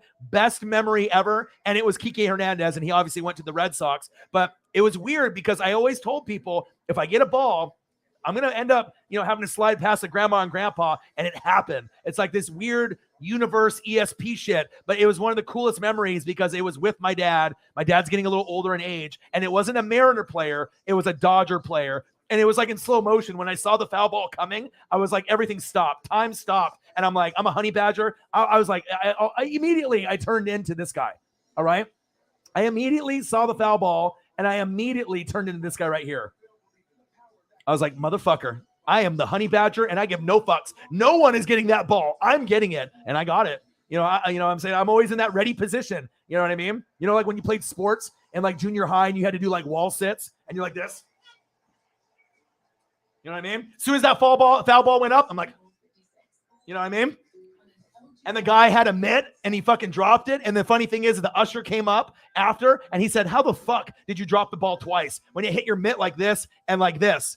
And then I ended up scooping it up, and he had 10 friends with him. He had his girlfriend and all these other buddies. And dude, he was so pissed. And then when I ordered a beer later, they handed it to him to pass it to me. And I'm like, oh God, this guy's going to throw the beer in my face. Like he was so pissed. Like he had his one in a lifetime moment to get on TV to catch the foul ball. And then he was bitching that I pushed him in the back. He just dropped it twice. And then I ended up getting and scooping it up.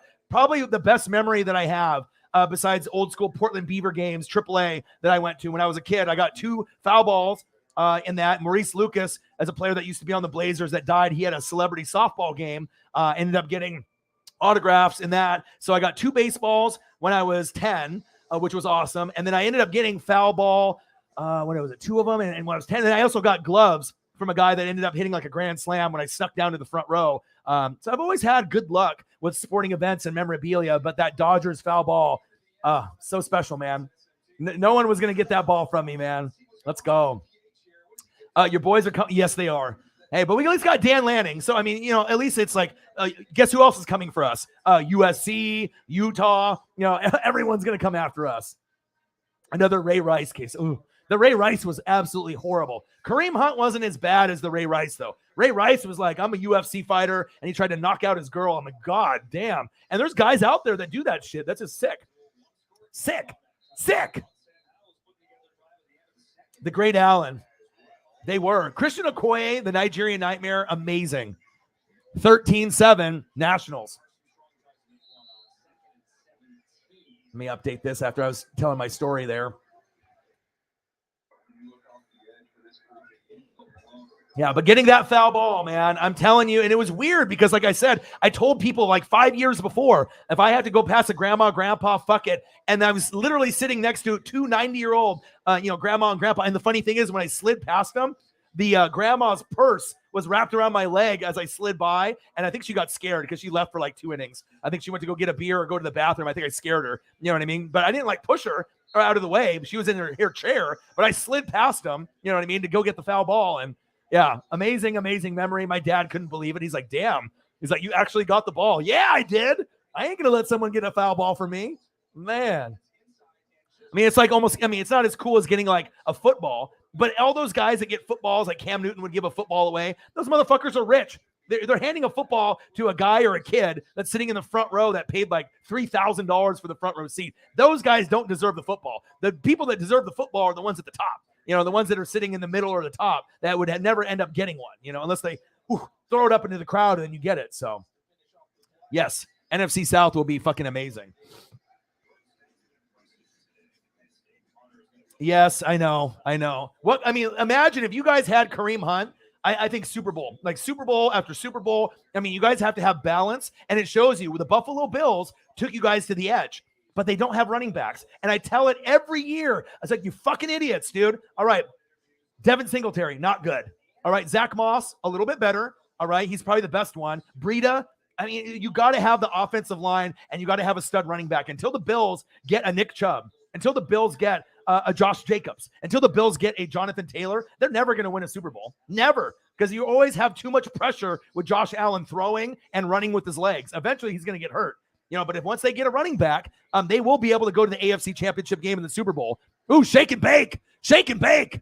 First down, Americans. Let's go, dude. Americans are starting to Uncle Momentum.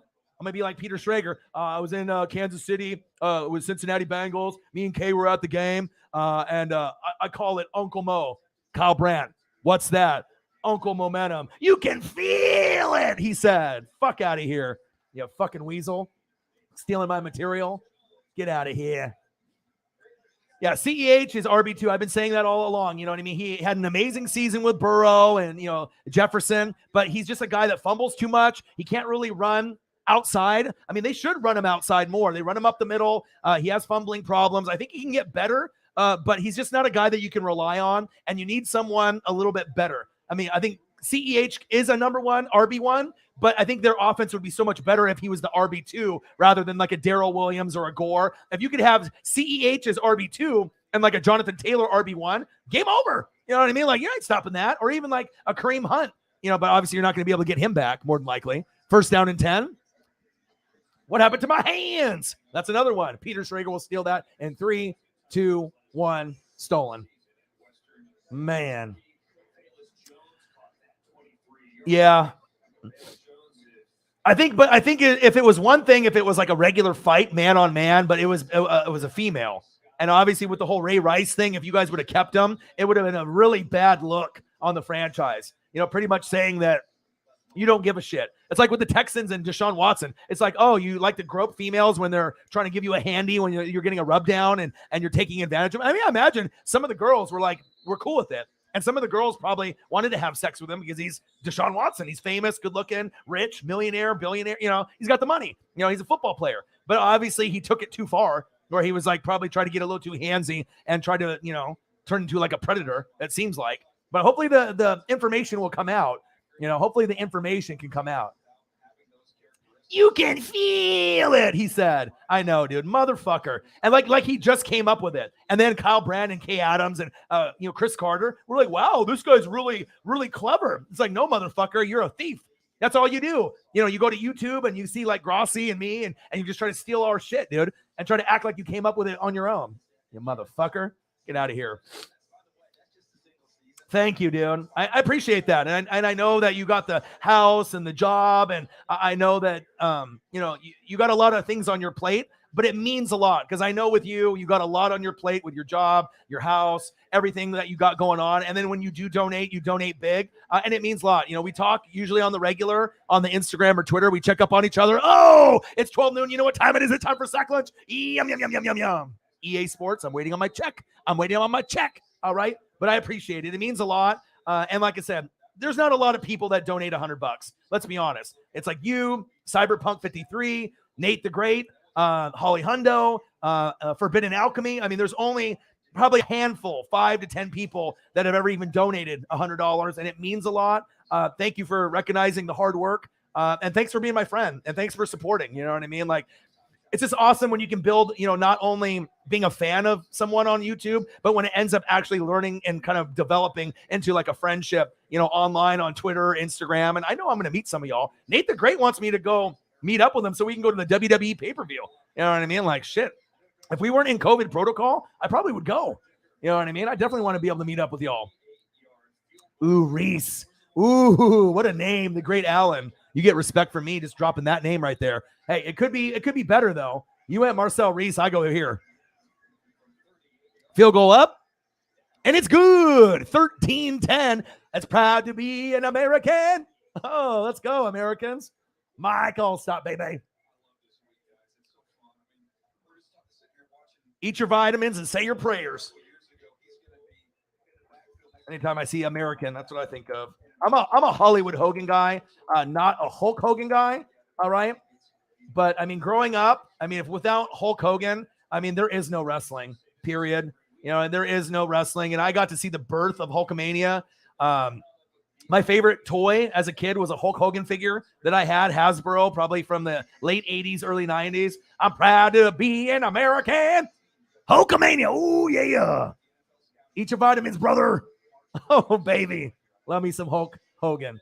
I'm more of a Hollywood Hogan guy, though. If you guys know me, I'm a heel guy. So this is my favorite. Yeah. But the WCW version, not the old washed up WWF version or WWE version. But I love me some Hollywood Hogan, Kevin Nash, a.k.a. Diesel, and Razor Ramon, Scott Hall. Love you.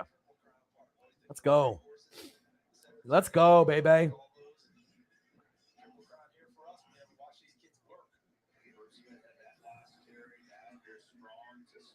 13-10.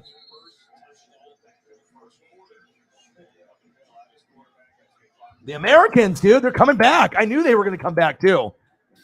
I knew they were going to come back. Chief gone, Chief. $9. Nice pass, wide open.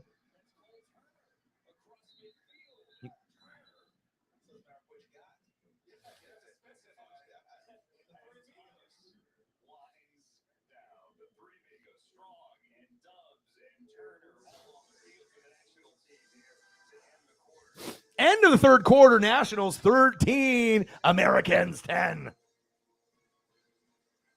Let's go. Yeah, they got potential, Chief gone Chief, but they're not good enough to be like, to lead you guys to the promised land. You know what I mean? Like Damian Williams was special, that you guys had kind of like a collective unit. It's like when you had the Eagles with the Four Horsemen, another thing that people like to steal when they got J.H.I. When you have multiple running backs, sometimes you need a 3-headed horse or a 4-headed horse to be able to kind of rotate, but you could have better than Gore. You can have better than Darrell Williams. If you guys still had Damian Williams with Darrell and McKinnon, that's better with CEH, but you really needed Kareem Hunt, that game changer, that guy that is a top 10 running back. I really think that Chubb and Kareem Hunt are both top 10. So this unpopular opinion, but she was really asking if she was all, yeah. Well, you know how it goes. You know what I mean? There's sometimes girls and guys do things that are inappropriate. They get drunk, they're on drugs, and no one, you know how that goes, man. It's just, you can't hit a girl no matter what, dude. No matter what.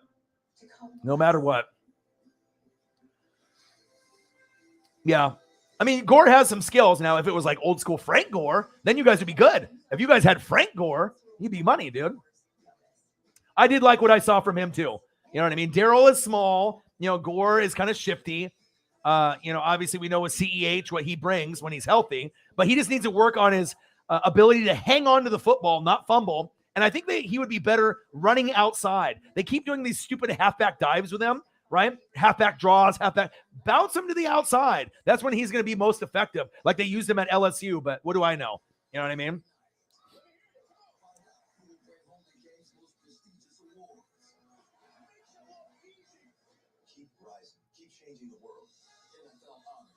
Yeah, I appreciate that. And it means a lot because there's a lot of people that I talk to almost on a regular basis. I'll talk to like Holly Hundo, I'll talk to Shrick sometimes, Odin's son, Odin's child, Alan. There's a lot of, Nate the Great. There's a lot of people that I try to kind of keep in touch with. We have a little Twitter thread where we have some of us in there, but I always try to, touch base with the people on the Instagram and the Twitter, the people that really love and support me. And I like to check up. People check up on me. I check up on them. Obviously I go through some things with the mental health and the depression and the anxiety. But I'll tell you, having this platform and being able to talk is good therapeutic medicine for me. You know what I mean? And I feel like I've been able to be happier and to be able to talk about my feelings and, the good and the bad and the ugly. And getting Paisley definitely helped. And it's like, some people think it's like a form of weakness, but I think it takes a lot of courage and bravery to be able to say what's wrong with you. You know what I mean? Especially on a social media scene. But I feel like I'm one of the realest motherfuckers on YouTube,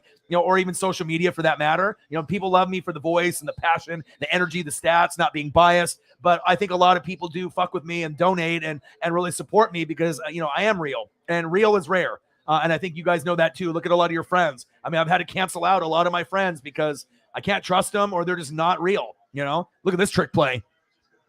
Nice tackle. Sit down. But real is rare. Thank you so much, man. And like I said, it's like I never know what's going to happen from stream to stream. You know what I mean? I never know who's going to show up. I never know what the donos are going to look like. And then whenever it looks grim, right? Like the Grim Reaper. All right, whenever the situation looks a little grim and we're sitting at $2, or something, or we're sitting at none, and there's, less than 20 people in the room, I can always count on someone to really show the love. Like Cyberpunk 53 has been incredible lately, really showing the love when Holly Hundo's not there or when Nate the Great isn't there. And Nate the Great drops $500 donos. But Shep, you've always taken care of me. You got a lot on your plate. And just the fact that, you reach out, I reach out, and then, the donations are incredible. I appreciate you a lot. Thank you so much, man. Because like I said, you can go from having a day where you're sitting at like $20 and then you get something so gratifying like that, $100, and then you're sitting at 120 and the day is great. You know what I mean? You went from $20 to 120. And then when they see that, right? When you see that, other people are more willing to throw up maybe a donation when they see your appreciation towards me. And that's what it's about. Once it's like a snowball effect. Once someone sees that, they're like, damn, I can't do $99.99, but maybe I can do $9.99. You know what I mean? And it really does help and starts the process. I appreciate you very, very much. You're the man. Appreciate you. And obviously I work really hard. And it just feels good to be appreciated. Thank you, dude. Appreciate you. And I think that's another thing too. My connection with the fans, I think, is better than any other YouTube channel. Like I really have a good connection with a lot of people. You know what I mean? And I like to make sure everyone feels loved and heard and appreciated. And I think a lot of YouTube channels, they don't do that. They're like, oh, $25. And, they don't give a shit. It's just like they assume that it's supposed to be that way. Nothing is supposed to be that way. It's earned. And they, it's like you can't just like someone. You have to love the channel and love the person to be able to show that kind of appreciation. So shout out to all the goats in the room. You know who you are. Gang.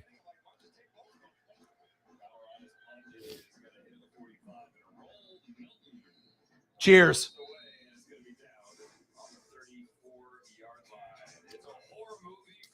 Even myself, I never donated to anybody before until Grossi rated me. And Grossi doesn't need my money. The guy makes like $1,000 to $5,000 like every game he does. Like every stream he does with Clickbait Sports. I mean, the guy makes mad money. Like that's my goal one day, to be able to get donos like him and to get, the views like him.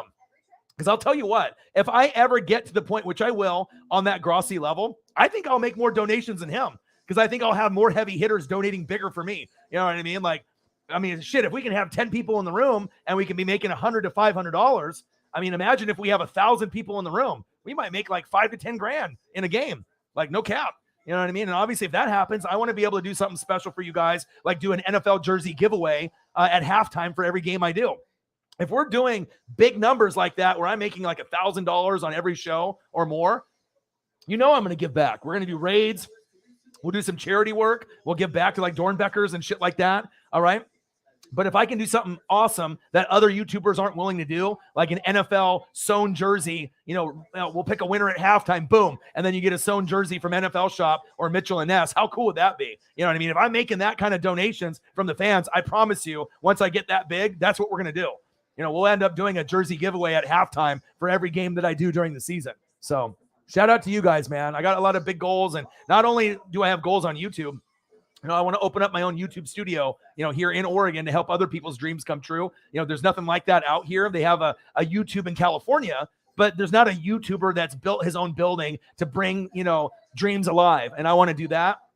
Northwest Sports Fanatics Bar and Grill. I want to be able to do something like that as well, where you have a unique Southern food type of place with couches only, video games, Xbox, PS5, all the games, Sunday ticket, and just have a really cool kind of restaurant bar vibe. And I got a lot of friends that are cooks. I got this girl, Catania, that lives in Alabama, who sometimes she comes to Oregon, and she can do, crab puffs. She can do all the Southern food. And so I got a lot of visions and dreams, beyond just the YouTube channel. You know what I mean? I got more things that most people think that I can't achieve, but I know I'm going to be able to prove them wrong. And when you got fans like this, you know what I mean? And you have dreams and you're willing to work hard, anything is possible.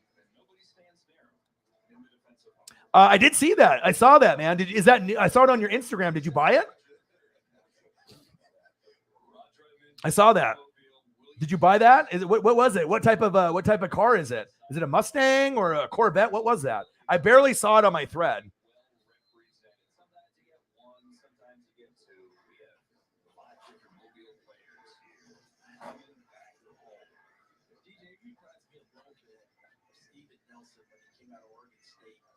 People worry about stature, people worry about arm length, but he battles you on every play. I call Steve Nelson Mighty Mouse back then.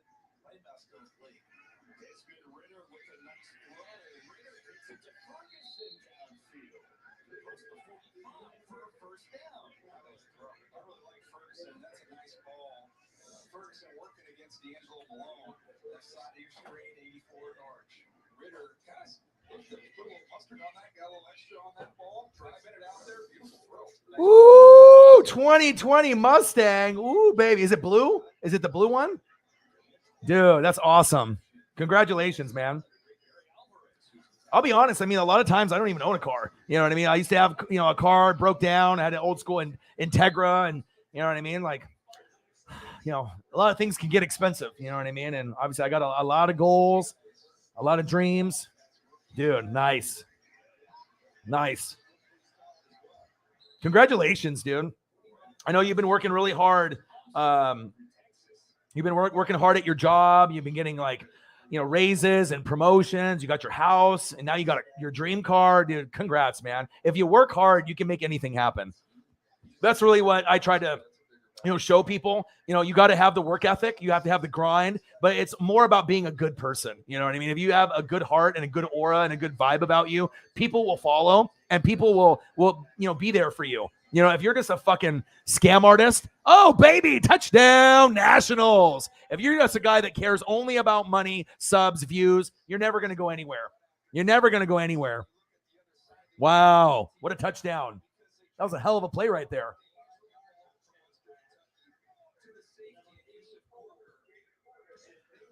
Woo! Who is that, Ferguson?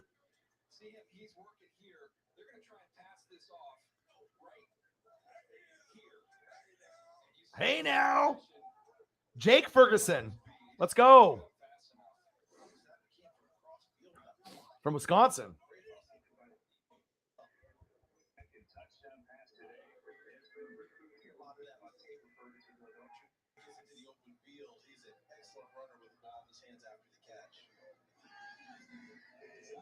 Kick is up, and it's good.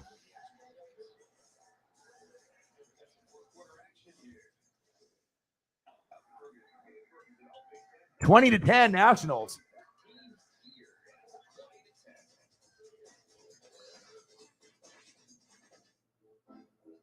What do we want delivered every month? Something litter, salmon pate. Love that. All right, baby. Your boy's always hustling, always grinding. Jake Ferguson. Let's go. 20-10. I see you.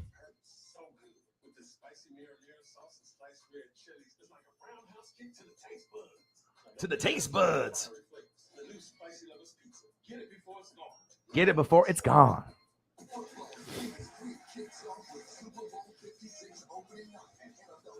Yeah, congrats, dude. Congrats. Dude, this is so good. Good choice. Thank you. Love you. We got Paisley on the screen. I got some good food. I got the good fam, Fanatic fam, always in the building. You had a 2000 Buick. Hey, it's okay, dude. I had a 94 Integra, lowered with Momo arrows and the system. I mean, it just, everyone's got their own car, you know what I mean? But yeah, Mustangs are nice. Almost to 150, 9 away. Nice. 141. Hell yeah, we can hit that. We can definitely hit that before the game is over. We can definitely do that.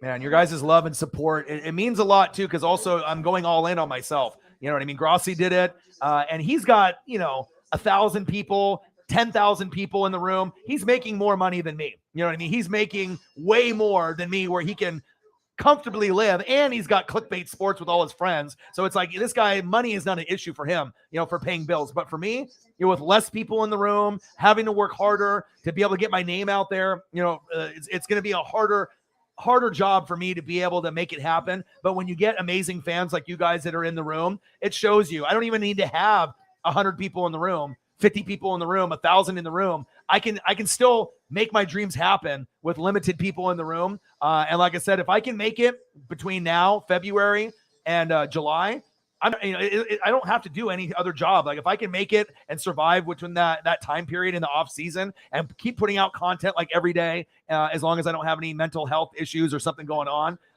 we're going to be Gucci, because once we get to the football season, it's going to keep getting bigger and bigger and bigger. But I'm going to still do NFL draft, combine. I mean, it's going to be primarily an NFL channel with a little college football and AEW and WWE sprinkled in.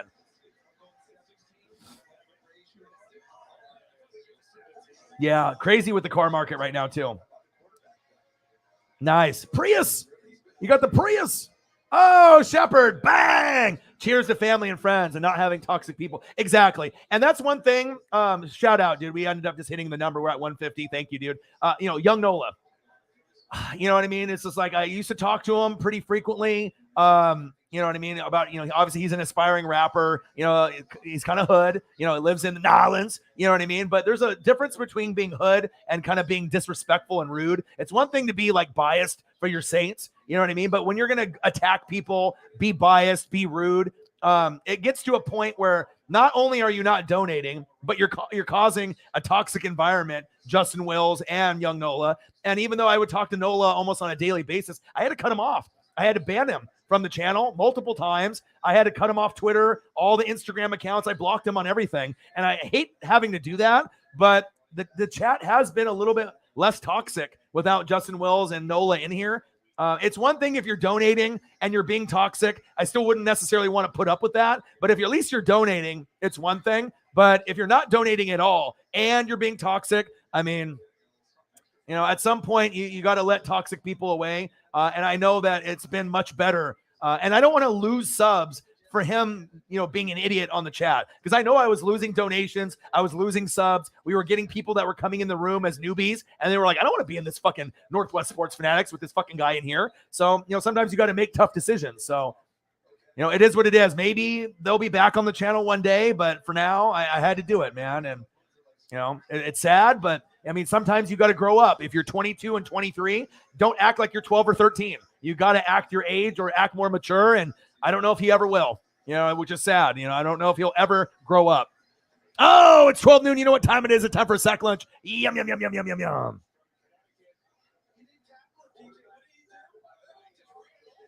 Woo, ran his ass over.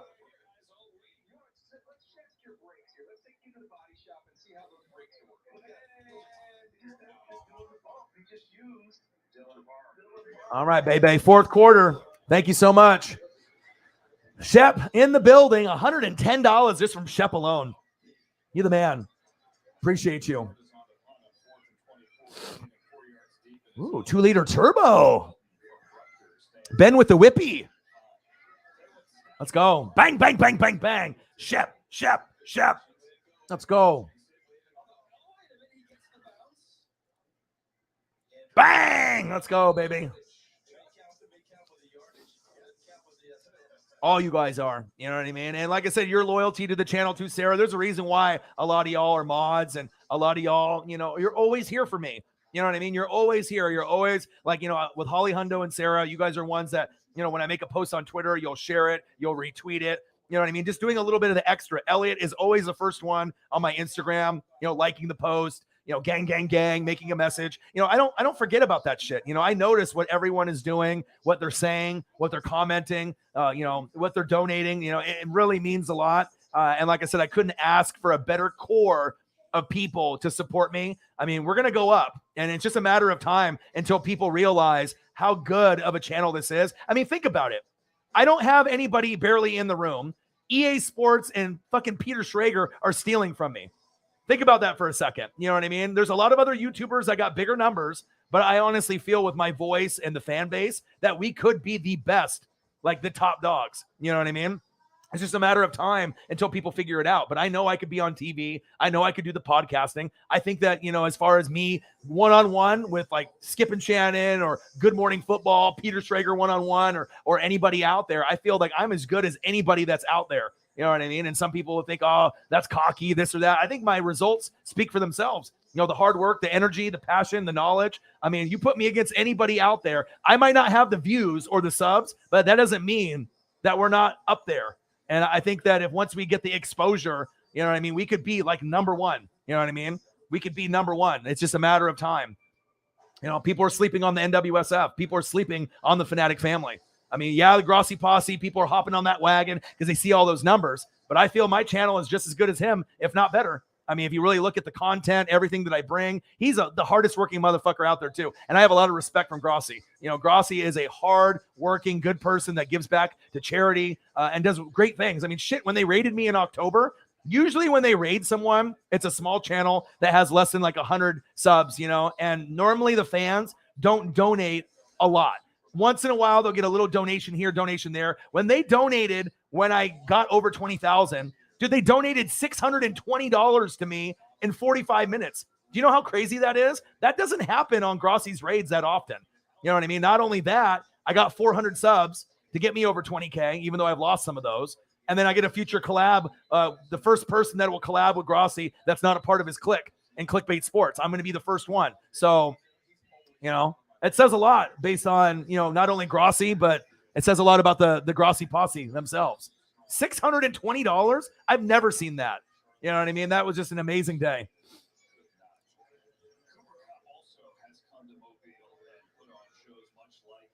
Lucas Oil, my one of my best friends, Swaggy P, Preston, is a big Colts fan. Yeah, I want to definitely go to Lucas Oil with him one day for sure. KC to Germany. Wow.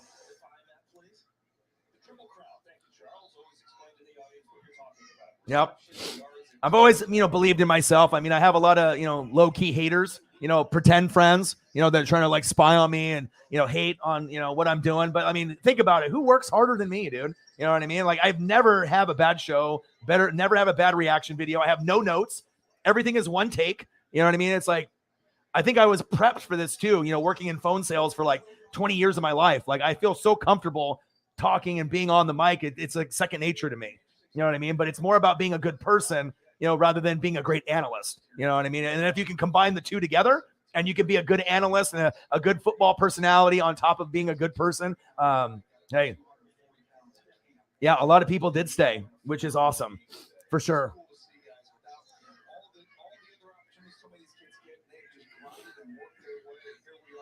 Cheers. 20-10 Nationals. Shotgun set. Flick of the wrist. Ooh, what a throw. Threading the needle, baby.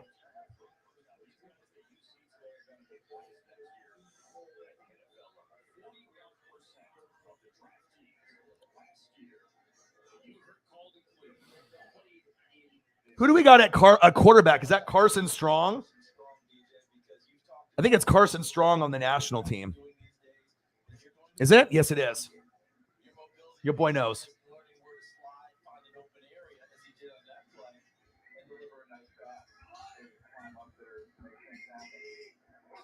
18. Hand off.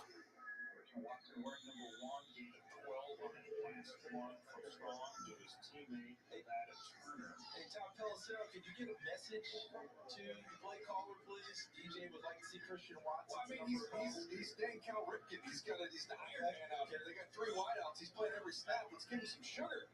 Let's get him some sugar. Right now. Let me see if I can get the message to him. You tell Rob the DJ says Christian Watson needs a target. He's down here. Let's get him going. Rob, I'm delivering a message to you from the booth. They really want Christian Watson to get a target. Can you make that happen now? Check it out. That's a great read by the quarterback. That's exactly what we wanted. There we go. Quarterback in the game right now, Carson Strong from Nevada, baby. Let's go.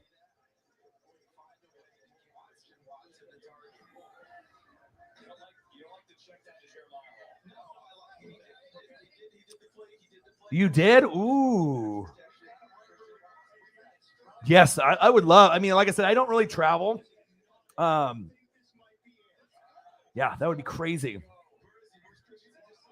I mean, I've only been to, I live in Oregon. I've been to Washington, California, Japan, Illinois. I've been to Chicago. I saw a Bulls game, and, you know, when the Ducks were in the Pac-12 championship against Utah a couple years ago, got to see the Bulls and the Warriors. Got to see Wrigley at night.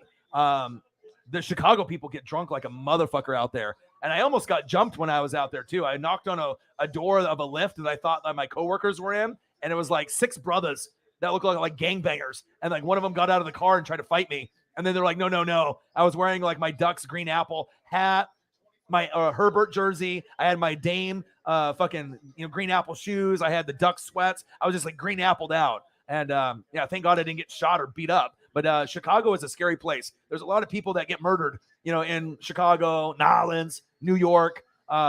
I definitely would not live in Chicago. I'll tell you that. That's a scary motherfucking place. But as far as like the bar scene and the sports scene, pretty cool. You know, pretty good, passionate fan base. But scary as fuck. I'll tell you that right now. It was scary. And I had my buddies when I saw them back there, and they didn't even help me out. They just saw me, you know, next to the car. The guy got out. I looked at him. He looked at me, and then he got back in the car. Thank God. You know what I mean? But I was bigger than him too. So, I mean, I'm not a big guy, but I'm 6 foot, you know, 200. So look at Mbida. Bang! $20. Who dat? Keep up the good work. Thank you, bro. Appreciate that. Nolens Saints in the building. Now I'm going to show you some love. Mbida.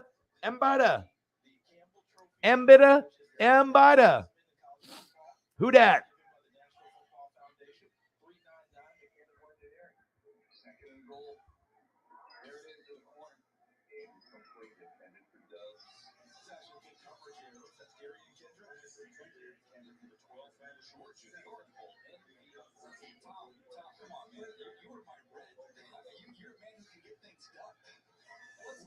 We elevated coaches today. We did not elevate sideline reporters to full play calling duties. I got you a deep shot to Christian Watson.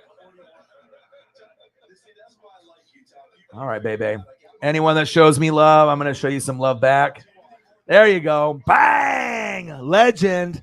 The man, the myth, the legend. Drew Brees, related to Jesus. Mbida. $20. Thank you so much, man. Appreciate you. You never know who's going to show up. You never know who's going to show up. And let alone show up and just drop a 20 spot. You know what I mean? Thank you so much, man. Bang! Let's go. Dude, we're at 171. Dude, $29 to get to 200. We're almost there. Mbida. I always got to show love, you know, where love needs to be shown. You want to know who my favorite Saint player was from back in the day? Here, I'll show you. I mean, there's a lot of them from back in the day, but this one specifically, I don't even know if I can find a picture of him. Shit, I don't even know if I can find one.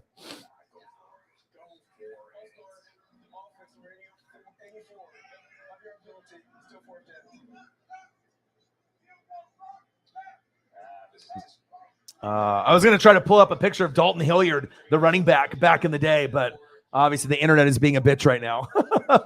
Appreciate you. Drew Brees in the building. Appreciate you very much, my dude.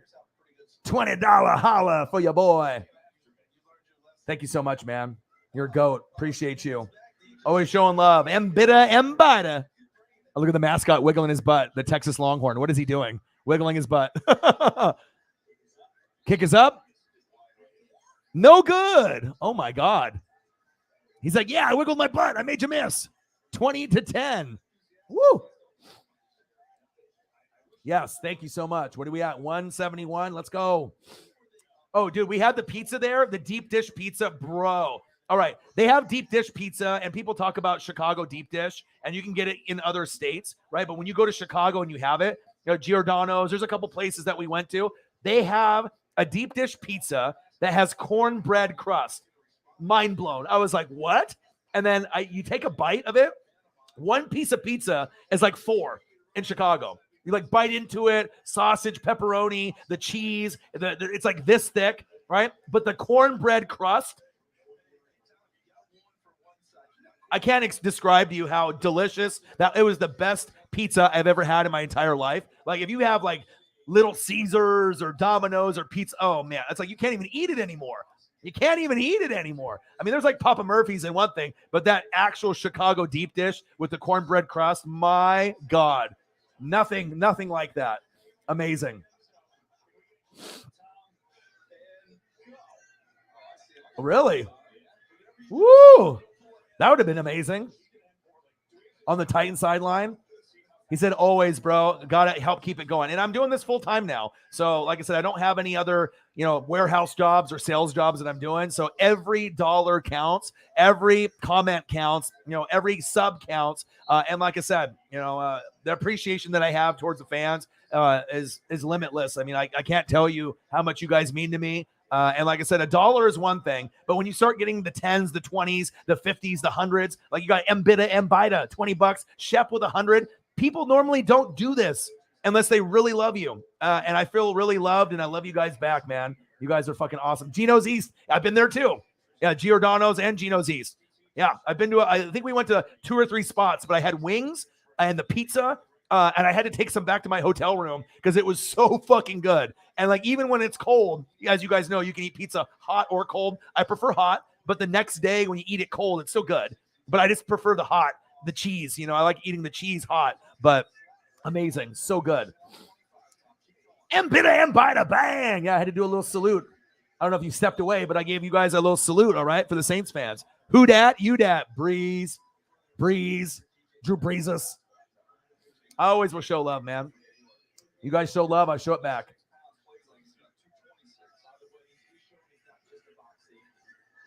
$20-10. Nationals versus the Americans.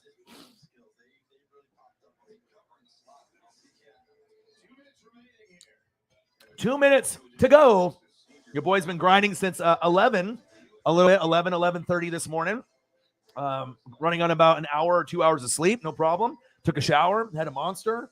I got some miso soup. I got some, deep fried sushi, and we got some paisley love, and yeah, I'm grinding. And even though I've been grinding for 3 some hours, I'll probably go do a live stream later tonight too. We'll see what's on. I know NHL All-Star Game, I believe is today. I don't know if it's going on right now. You can let me know, Sarah. I know you're sports everything. Is the NHL All-Star Game on right now? Did it already happen? Is it on later tonight? And I know we got the Pro Bowl tomorrow, so I will be doing the Pro Bowl tomorrow. Yeah, I know the Pro Bowl sucks, and it's like a, two-hand touch flag football bullshit, but it's still football. So I will be doing coverage of the Pro Bowl tomorrow. Yeah, let's go. Pierre Thomas, yeah. AK, how could you not like AK-41? Dude, he's my favorite running back in the league, and I'm a Bucs fan. I had to give him the nickname, AK-41, the alien. I mean, he's just special, dude. He's so good. He's so versatile, too. So underrated. And the thing that makes him awesome, too, is that, being like a 3rd or 4th round pick, from Tennessee and, getting slept on, those are the guys that you got to really watch out for. The guys that have the chip on the shoulder, like Tom Brady, AK-41. When you get guys that are like that, you know that they are going to bring it every single night. And as far as a two-way player catching the football, I mean, I know there's like Christian McCaffrey and all these other guys. I like his swag. I like who he is as a person. He was great with Mark Ingram. I miss that duo, even though they tried to bring it back, but Ingram is too old now. But AK is special. He's a touchdown machine. Remember that Christmas game where he had like 6 tutties? That motherfucker could have had 10. I always got to show love. And like I said, you're never going to hear another Buccaneer fan giving Saints fans so much love, Saints players so much love, Panthers, Falcons, and to even say that I like this guy as my favorite in the NFL overall, favorite running back. Even over Derrick Henry, over CMC, Dalvin Cook, even over my own guys like Rojo or Leonard Fournette. I mean, obviously Mike Allstott will be my number one of all time, but that's a retired player. All right, A-Train, baby. Look at that.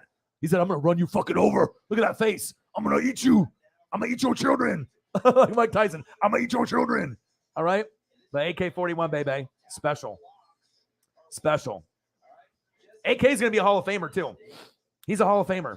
Ooh, Pat Swilling. Ooh! Yeah, now you're bringing out the names for me, dude. Back when I was a kid. Dalton Hilliard, Pat Swilling. Woo! We're trying to teach kids how to tackle the right way, keep the head out of it, and make sure we're getting guys on the ground without causing more harm to either player. Pat fucking, oh, dude, you brought me back, dude. You brought me back, bringing me back in time. You're bringing me back to the Pat Swilling era. Ooh, baby. Oh, baby. Look at that. Look at that uni. Doesn't even have the NFL symbol. Woo, baby. The old school times. You see, I love you guys, man. You know, I will always show mad love, dude. Let's go. Let's go.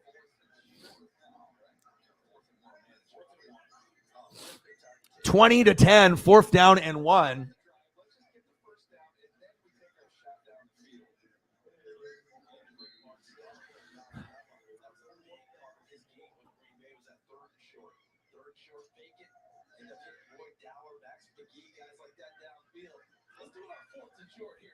Americans. Is this Bailey? This is Bailey, isn't it? Oh, they didn't get it. Oh, he got it. Oh. Woo-hoo-hoo.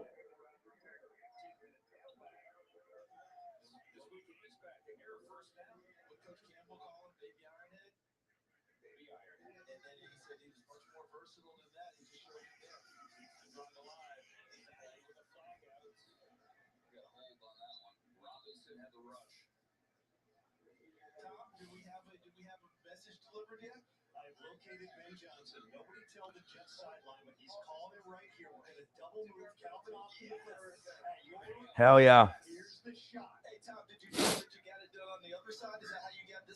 Let's go, baby. Western Kentucky. Bailey. Zap. Zappy. Let's get it.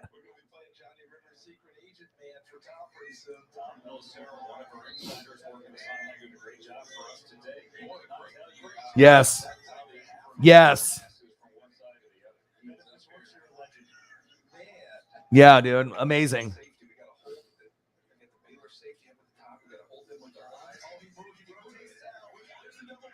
Double move. Oh, didn't even go to him. Boo.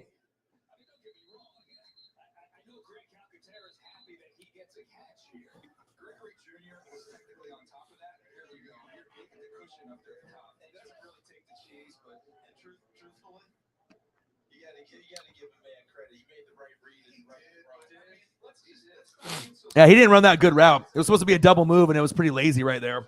But they were trying to get their man the ball. You know, especially if you're a draft guy, you know what I mean? And you're looking at talent. It's cool. They're putting their little input in there. Oh, yeah. Derek Thomas was a G, man. Are you kidding me? Hall of Famer. I mean, he was on the same level as Lawrence Taylor. What could have been if he didn't die in that car accident?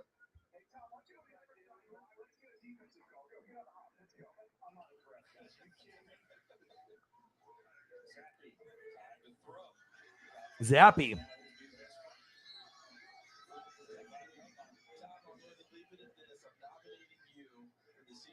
I mean, anytime I think about old school Chiefs, it's always Derek Thomas and Christian Okoye. Let's go, baby. Amazing. Amazing player. Amazing person, too.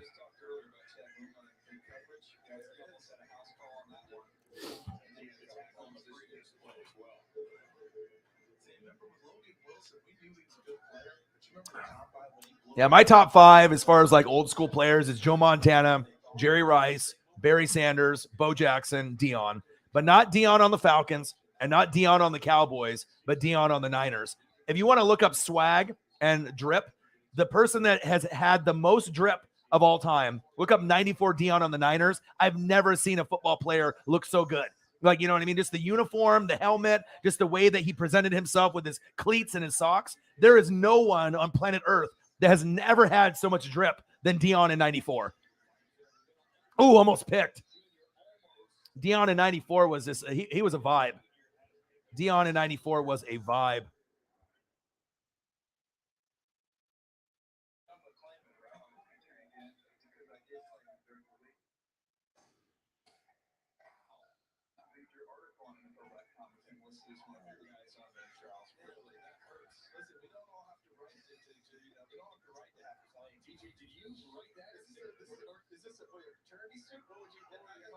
I'm just wondering, is it writing? If it's ghostwritten? Yeah, I was going to say, did you write it? Is that actually writing? Wow, that is, or taking note. How did you know damn part of some of my Oh, 4th down. Oh, he got it on 4th and 22. I mean, look at this, dude. Are you kidding me? Look at that. Take my money now. Take my money now.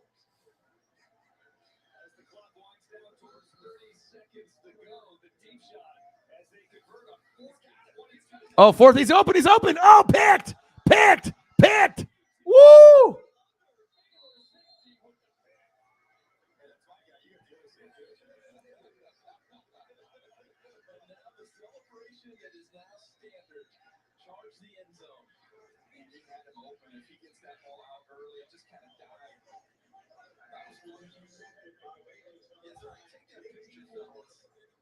Wow. Prime time, baby.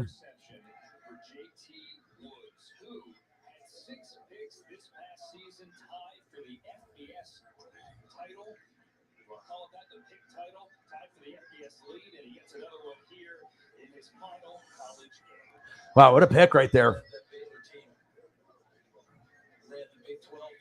Yeah, Reggie White, stud.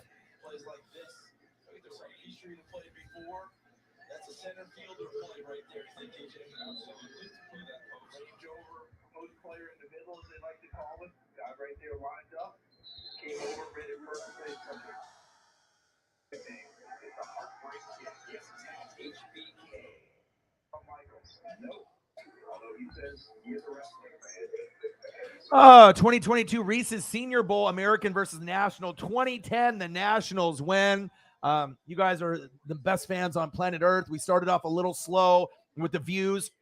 Then they picked up, and we got a lot of newbies that were probably just wanting me to show the game. And it ended up being a little bit slow scoring. It picked it up in the second quarter, third quarter, fourth quarter. We got to see a lot of talent. Malik Willis. We got to see Kenny Pickett. We got to see Sam Howell. We got to see a little bit of everyone out there.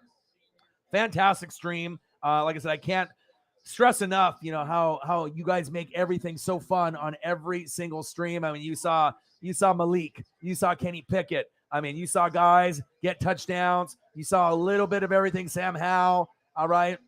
A little bit of everyone making plays in the game. A little love for Shep with the $100 dono, with the Georgia Bulldogs, as well as the Atlanta Braves. You guys are the best fans on planet Earth. I couldn't ask for a better bunch than you guys. Like I said, I'm going to hang out with my girlfriend, eat some food, watch some TV, read or do some film study, and I will be back. What did we end up on donos there with the Cash App and everything there, Sarah? What did we end up hitting? We had a good number, didn't we? We had a good number. I mean, considering that we were sitting at like a low number in the beginning, and I don't think we got our first donation until halftime. So that was pretty impressive. I mean, to be able to get the love and the support from you guys. But what did we end up hitting? Pretty good number. A pretty good number. Mbida coming in at the end with the $20 donation. Ben throwing some donos up. Everyone. Sarah throwing up. Fucking Shep throwing up 110 just by himself. You guys are the best fans on planet Earth. Mbida showing the love and the support. What did we get? Oh, let's go. I mean, you can't hit 200 on every one, but to be at 0 at halftime and end at 171, thank you guys so much. The credit to you guys. I always put all my blood, sweat, and tears on everything. $171. Let's get it. You guys are the best fans on planet Earth. And guess what? I'll probably be back in a couple hours, and I'll do a live stream. Check Instagram, Twitter, YouTube. I'll probably end up doing some kind of stream later tonight. If I don't, You will see me tomorrow for the NFL Pro Bowl 2022.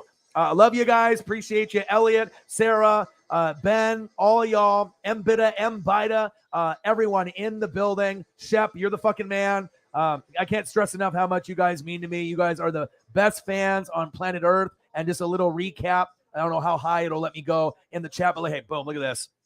Look at this. Bang, $100. My boy Shep always coming through in the clutch. $100 donation. Let's add another 10 on top of that. Cheers for one of the goats in the room. And then look at Mbita coming in at the end with the fucking MVP. $20. Appreciate you guys very, very much. I look real good today. All right. I love you. I appreciate you. I'll be back soon, either later tonight or tomorrow. Be safe. Eat some food. Relax. And I'll be back very soon. And I got one question for you. Who you know talk sports like us? Your boy Ryan, Northwest Sports Fanatics. Let's go, baby. Love you. Appreciate you. Peace. Gang.